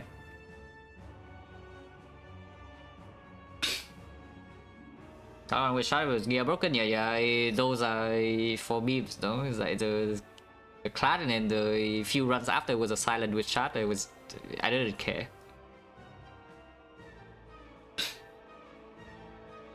But yeah, there's a potentially we can strip 2 artifacts and then malaise this to apply weakness, and it blocks 6. Or I can just leave the malaise in hand in order to strip 2 artifacts later into a potential Dark Shackles, which honestly sounds like a much better plan. So let's do that instead and take 10 this turn, yeah. Partition is still in here, Sneaky Strike Eviscerate is in here. So there's no reason to play the Dagger Throw, I don't think. Yeah, I think we just play Dagger Spray, Leg Sweep, and then end turn. And yes, I do play Dagger Spray because it costs 0 hand space, still good, yeah.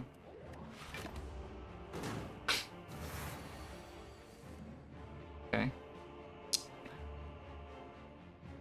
We can do the gear combo setup into escape plan. Kind of want to draw real cards though.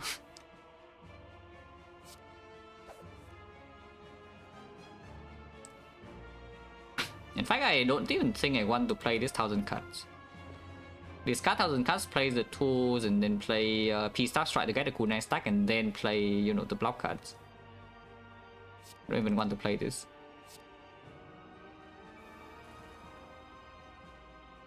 How many skills? Because I can simply set up the survivor and then escape plan into it. And we take another 12 damage. And then afterwards I have tools in place, so I'm probably going to be fine. Because, you know, the backflips and acros is also here, I get like 1 cooldown stack. Or I can dream. If I dream in miss, well, I'm set.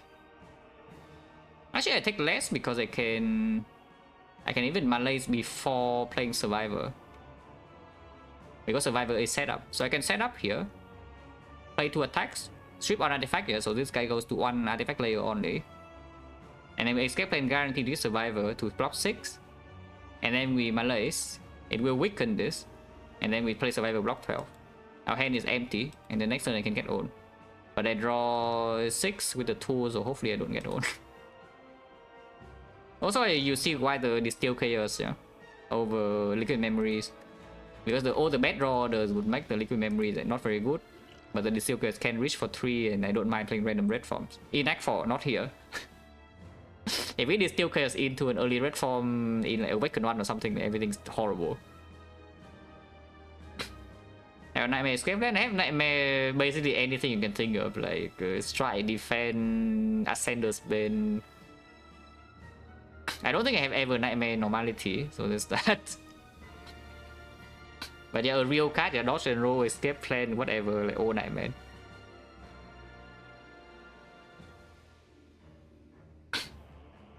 A real silent card, yeah, it's a real silent card. Put it that way. I mean, I think that's pretty good to do it like this. Hopefully not dumb.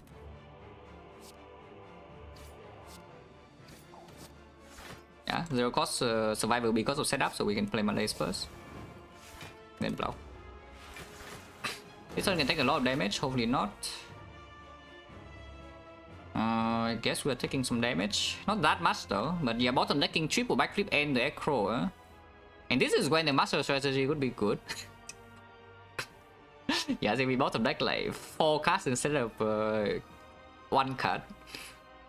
If we say that we top deck Apple and then bottom deck every single other draw, then yes, the master strategy could be good.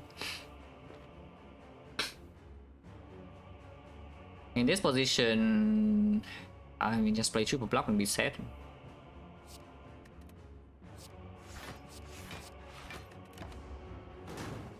And this is why I'm saying like Spear and Shield actually is kind of dangerous.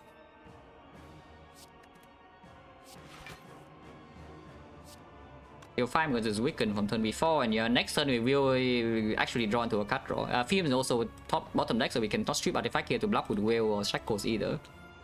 On that note, Whale and Shackles are also bottom deck.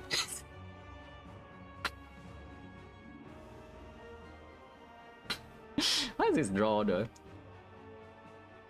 And I said that's been yeah, dead runs. Yeah, you got it, it's dead runs.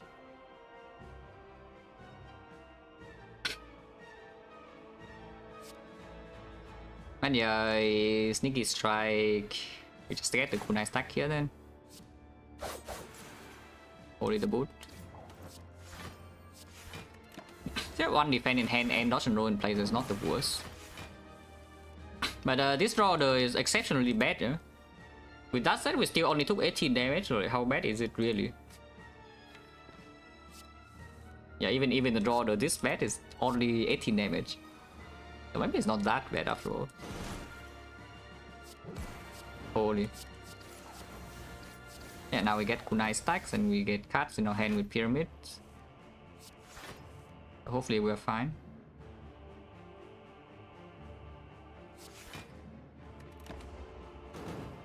Could play Eviscerate for 1. I think we can do something different. I discarded Apple as well.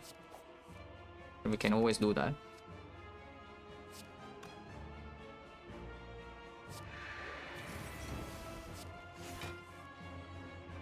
Okay. Yeah, of course now we don't take damage. We have Pyramid, Kunai, everything is already down. Now like this guy can never hurt us.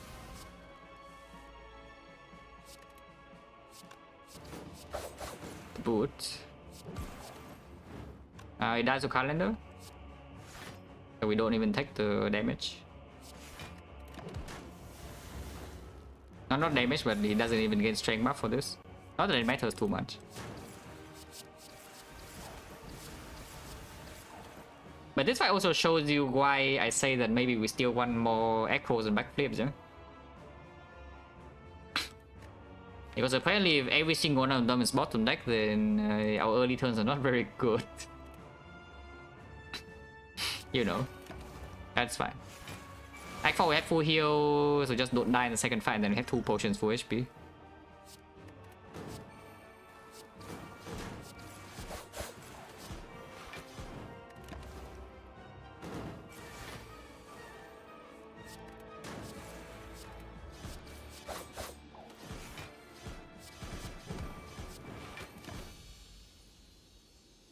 Don't know what fight is better, probably Awakened one's easier. Also I claim, because this fight against the cultists, is it actually easy? Hang on. Time Eater, we just melee the Time Eater and then we are done, yeah? But this fight, we need to kill the cultists.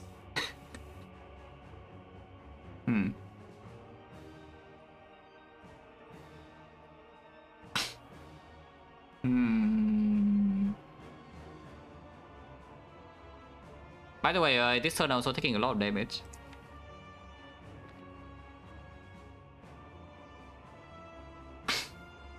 I think we just do Blade Dance defend, no? Maybe I don't even play the defend. Yeah, I should probably not play this defend, actually. It sounds really weird, but I think because the moment we stabilize, we definitely will just not take damage ever, yeah? So I hold the defend in hand here in order to maybe sometimes play Apple before it, or get another cooldown stack before playing the defend later. Because as long as I survive this fight on a tiny bit of HP, we are full into Act 4 with Eternal Feather. I'm just wondering whether I need to play the fumes or not, because it also makes this thing angrier. But it deals damage to the cultists, and the cultists are scarier than the actual boss. But probably not that scary though, and immediately take 2, next turn take 4, the turn afterwards I take +8. And sometimes I bottom deck the Will and the Shackles and the Malays, and then I'm sad. Okay, fine. But it's pretty counterintuitive, yeah, to play this line. Because you simply just play Blade Dance and then you don't even play this, you just take 22 damage to your face in your end turn. But I think it's correct. The Master Strategy is here again. Oh, thank you, Master Strategy. Oh, I love Master Strategy, guys.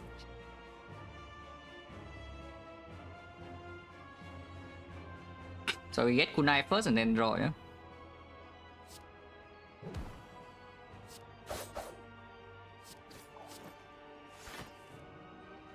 This will be play. Yeah, that power is worth playing. And we should play another... Yeah, probably just play this defense.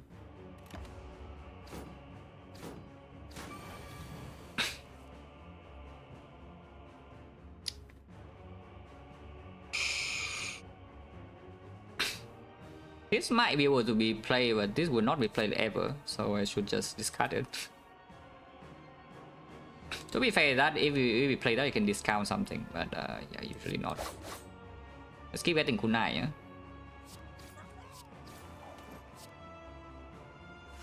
And then yeah, we have basically stabilized here, so we are okay.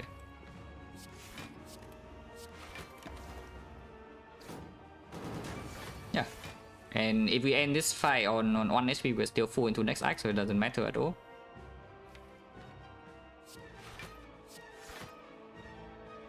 We do have a Giga Malays also.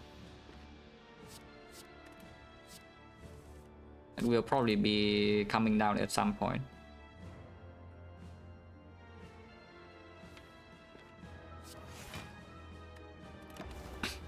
I don't play attacks because I want to get guarantee kunai stack, yeah?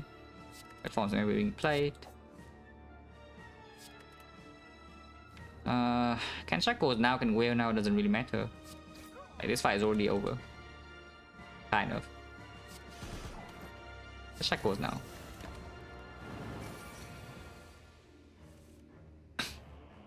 I guess you can also just play the powers on phase 1 and then just get a Giga. Just get a Giga Malays instead. It also doesn't matter what you do.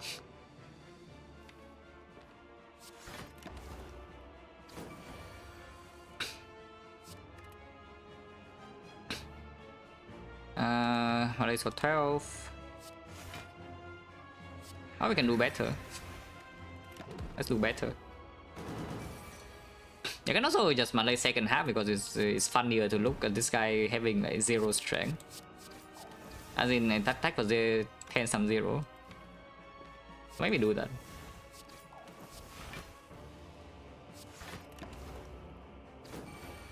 A 0 times 3, I mean. Yeah, I cannot speak.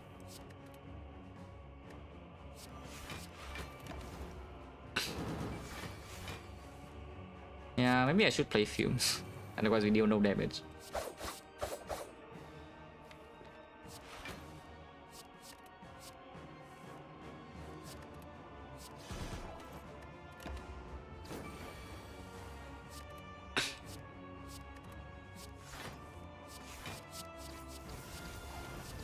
Kunai. I should probably also play the sadistic to make it a bit faster. Even though we're just giving this guy strength for like no reason, yeah. This I don't care about playing.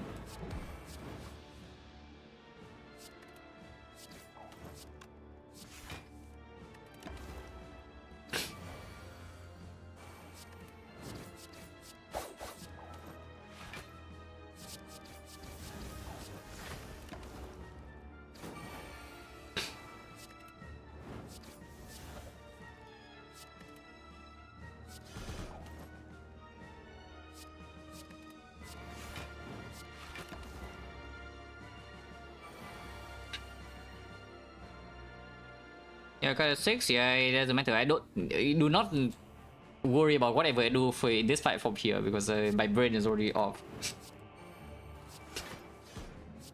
I'm already out of this fight, you know, mentally. So if I make random misplays or whatever, or I intentionally leave cards to kunai, like sometimes it's one, sometimes it's the other. Don't worry about it. But I'm already completely checked out. Well, actually, I need to play a block card now because it's not big enough to full block the big hit. What the hell? Well, that's a big mistake, guys. Well, now we are done for.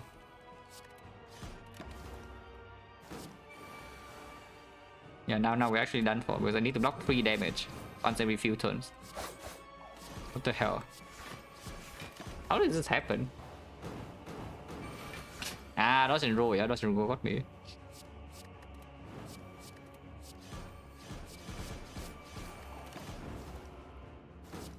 Yeah, Spear and Shield is not actually safe though.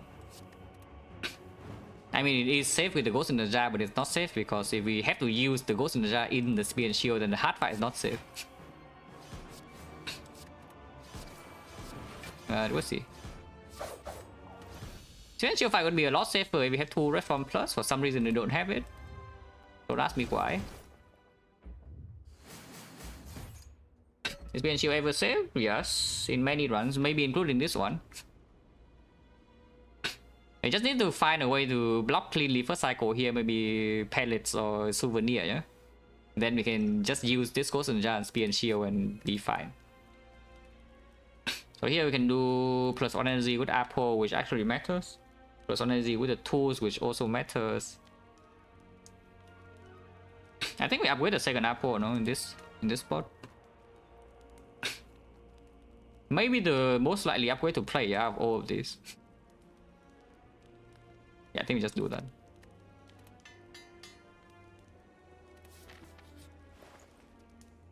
The third Apple, on the other hand, is a Chemex with the Malays, but only with the Malays. On the other hand, is also a footwork. And the footwork also comes with a remove and another backflip, which is kind of strong. Yeah, Chemex is nice and all, but we only have on X cost, and if we draw into Malays and it also works, yeah, it's not being blocked with the artifact, then yeah, it's strong enough already. We don't need the Malays to be +2. Not the Apple? What? Why? Explain. That was the reason, then it must be Apple.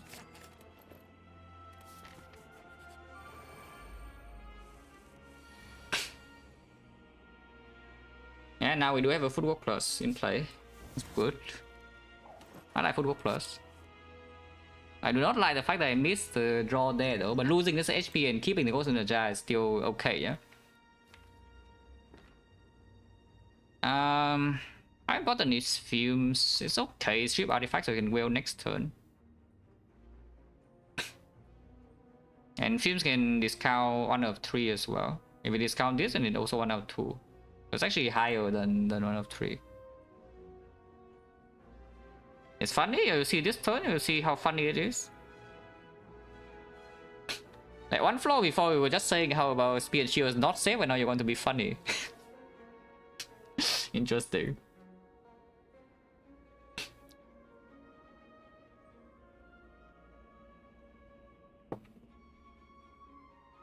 Yeah, do I play fumes or not? We already don't have enough energy to play the red form this turn, yeah? So we just probably just take this hit. It's okay.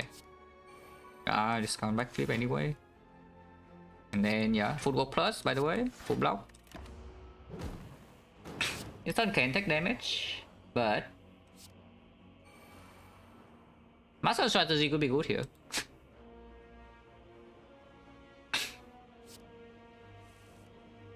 But yeah, we strip artifacts on the Dash Echoes full blocks. Very good.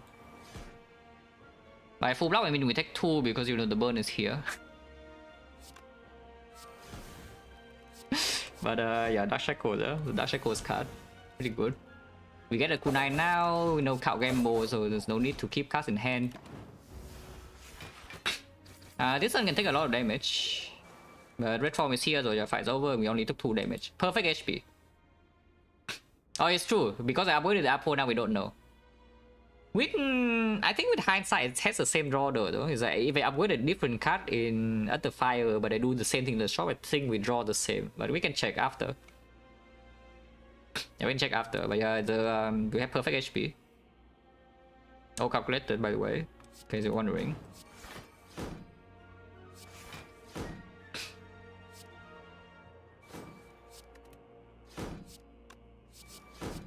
The boot.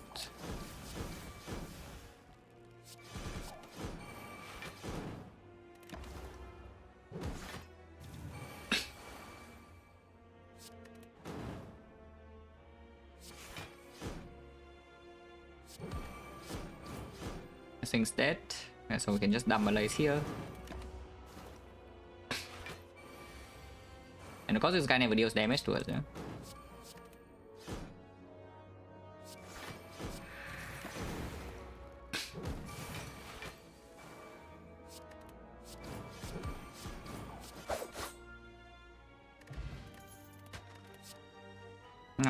That's convenient. That's probably stronger, but that's more convenient. I like convenience.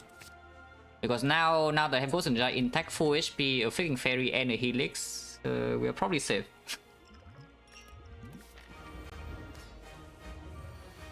Yeah, look, this convenience right here. I love convenience.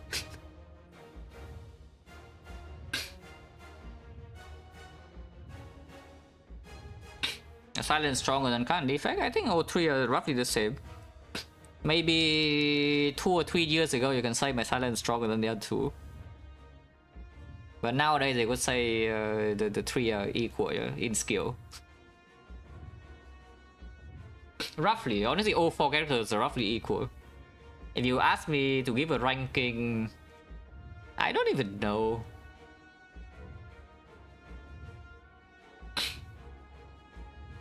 In win rate? No, win rate silence is actually the lowest because I don't really care about runs as often.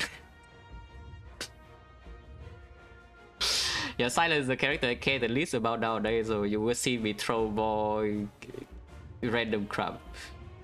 If I feel like not playing, I will just not play the run. But I really don't think any of my character nowadays is weaker than than another. Like all 4 are just strong.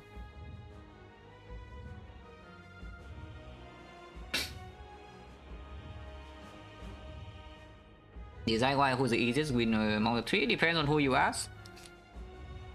If you ask me about theoretical highest win rate, then let's say you build a supercomputer to play Spire, like Spirefish. Then power level probably is like Iron Trap number 1, Defect number 2, and Silent number 3. But for humans it's different. For humans it's just about which one you like more most of the time.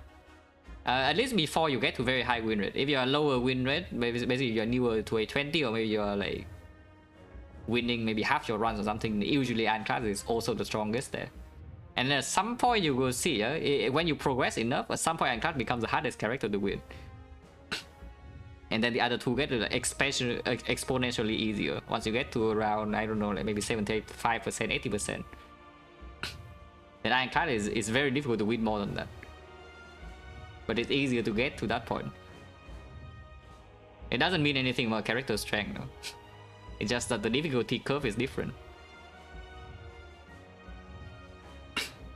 Who do I care the most about nowadays? And nobody.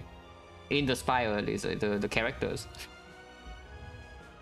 I mean, I play the game because I like the game, yeah, but I don't really care too much about advancing characters at the moment. As in to find new ideas and to test them, whatever. I'm basically half retired. Let's put it that way. I'm half retired from the Spire. I'm just playing for fun.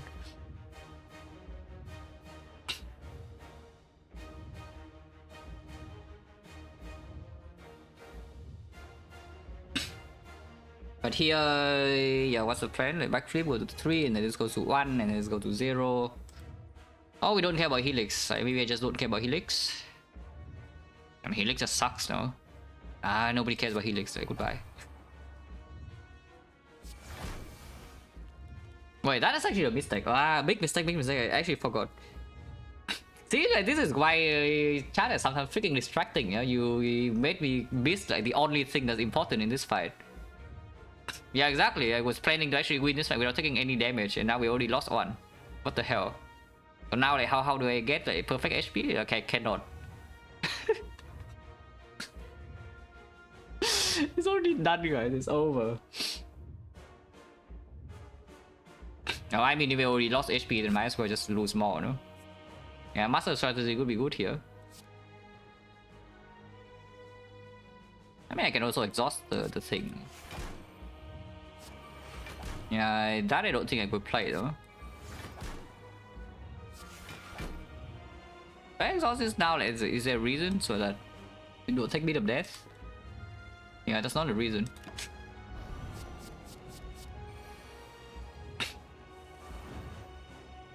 Oh yeah, the main dash up would have done it, it's true.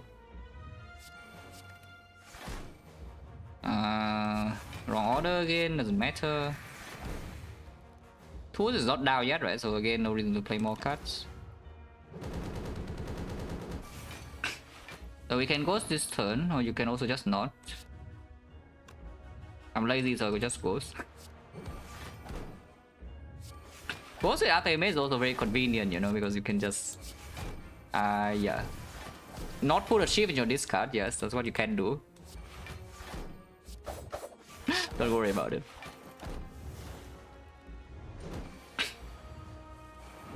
G minus. I already played 2 apples, what I did. What can you do? Fuse is down, so as long as we leave this here, we can always Dark Shackles. So, yeah, the hard pose and no trouble whatsoever.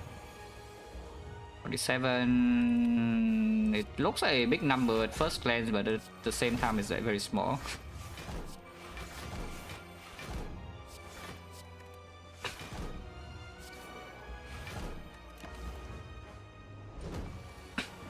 We definitely do not need to play the red form here, yeah? In this fight, in the high fight, I mean, and also, even if we did not have the ghost at all, we also are completely okay here. There's no trouble whatsoever.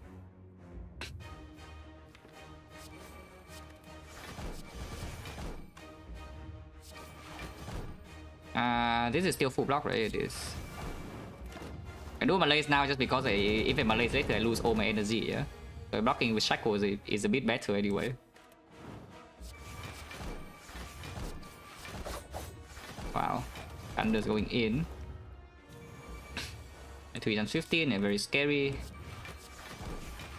With the Shackles Plus, we also block the 300 damage or whatever is reduced to right now.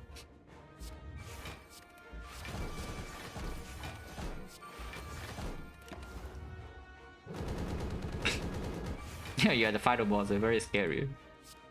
Terrifying fight. Escape plan misses, yeah, classic. Thank you. No, you escape then. Okay, fine. This time we will not put shift in this card.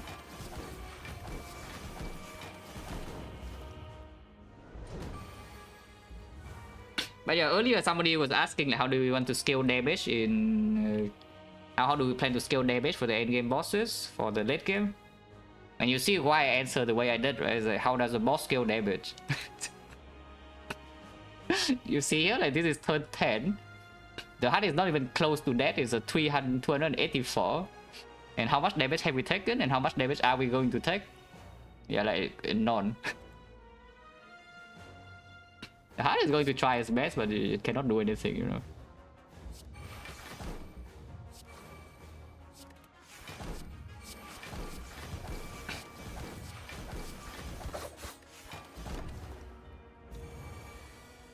I got trick, I mean you can do it, but like why?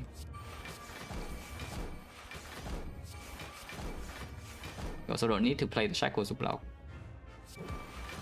Exact full block.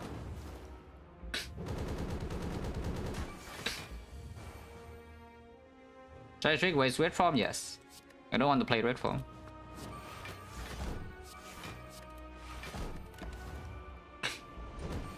I mean now you can check with trick. So you can see what the hit next turn would be, yeah? This doesn't kill it, no? It doesn't kill it. Okay, how big are you? It doesn't even do the multi first.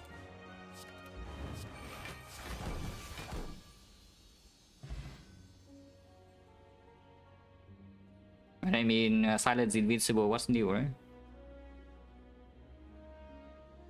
And this one rested, I guess we only rested twice because the Eternal Feather was there. But we ran into floor 6 elite with no early shop. Into a floor 8 elite, into another floor 12 elite or something. And then we are strong. The deck had no damage, but we're actually strong.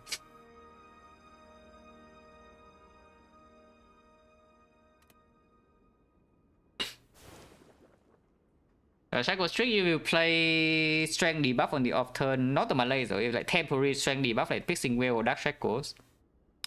When the heart is buffing, then it gains the strength permanent. Yeah, then it actually gains like bonus strength permanent. Like for example, you saw I play Dark Shackle and turn afterwards the heart got plus 15. That was what happened, so don't do it.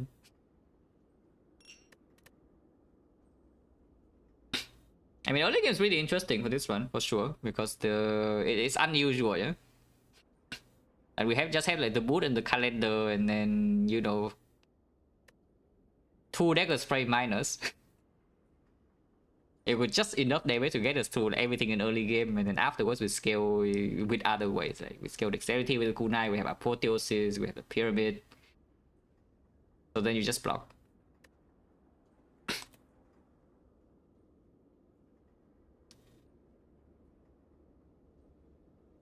The boot, honestly, if the boot is not there, we also lose a lot more HP, but it doesn't. I don't think it makes a massive difference because it ended Act 2 with like full HP. What actually makes a difference is the calendar. The calendar will save our life in slime boss. But to be fair to the slime boss, if they do not have calendar, I would also play the fight differently. But the calendar gave us a very clear way to not have to rely on, you know, slime boss draw in order to win. Otherwise, you have a chance to maybe waste the ghost in the jar and maybe you still die afterwards. But yeah, I mean, the boot save a lot of HP at the same time you can see here. In fact, if you lose HP, maybe you click this and then you have like intangible, and then here you mirror the red form, and then you have like 9 turns intangible, and you're cringing out of your mind. Oh yeah, it's true. We have liquid memories here, so yeah. Without calendar, we probably will have to memorize the eviscerate. Yeah, it's true. Otherwise, we can never split it. How on earth does this deck split the slime boss? It just doesn't happen. And we don't need to split that low. If we split on 30 something, then the double dagger spray can maybe still do it afterwards. Because the boot will help us when we are weakened in this fight. Dagger spray still deals 10 AoE. I can play defect, but I don't think I will, you know? Because I do not want to start the day with Watcher. If I start the day with Watcher, it will just end with Watcher, you know? Even if the run is easy and boring and nobody cares. So I probably defect next stream tomorrow, and then hopefully Watcher right afterwards. Okay, let's get out of here.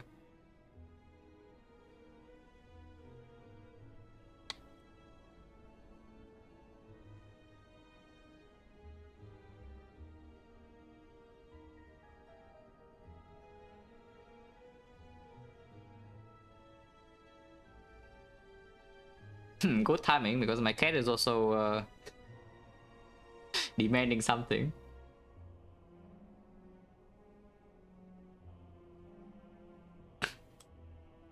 And we hindsight. Oh yeah. True. Upgrade random card. I don't even know, like this. I think draw does the same. I'm not entirely sure though, but I think it is. So footwork backflip and remove strike. Yeah?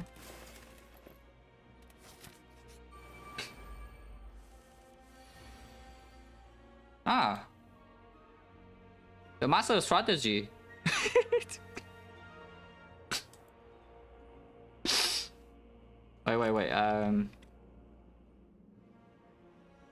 I already forgot where the other apple is, but we can check.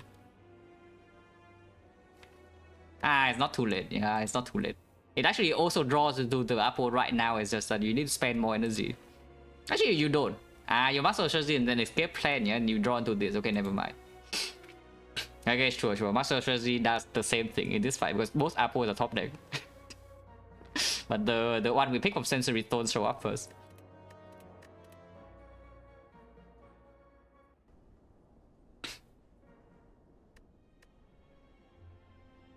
Time zone, I'm GMT +7, like Vietnamese, but do not really think that implies anything regarding time I stream.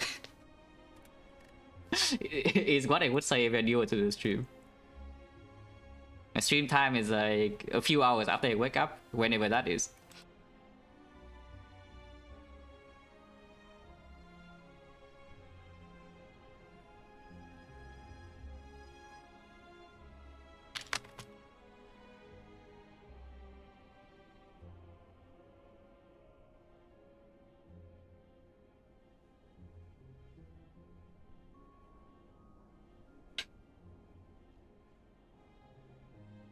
I tried the bazaar? No. Don't really plan to unless something... I don't even know what needs to happen. I need to be like extremely bored and also don't feel like doing like what I already have. But yeah, thanks for watching guys as always. And see you. My name is least convenient suggestions, actually true. Yeah, see you.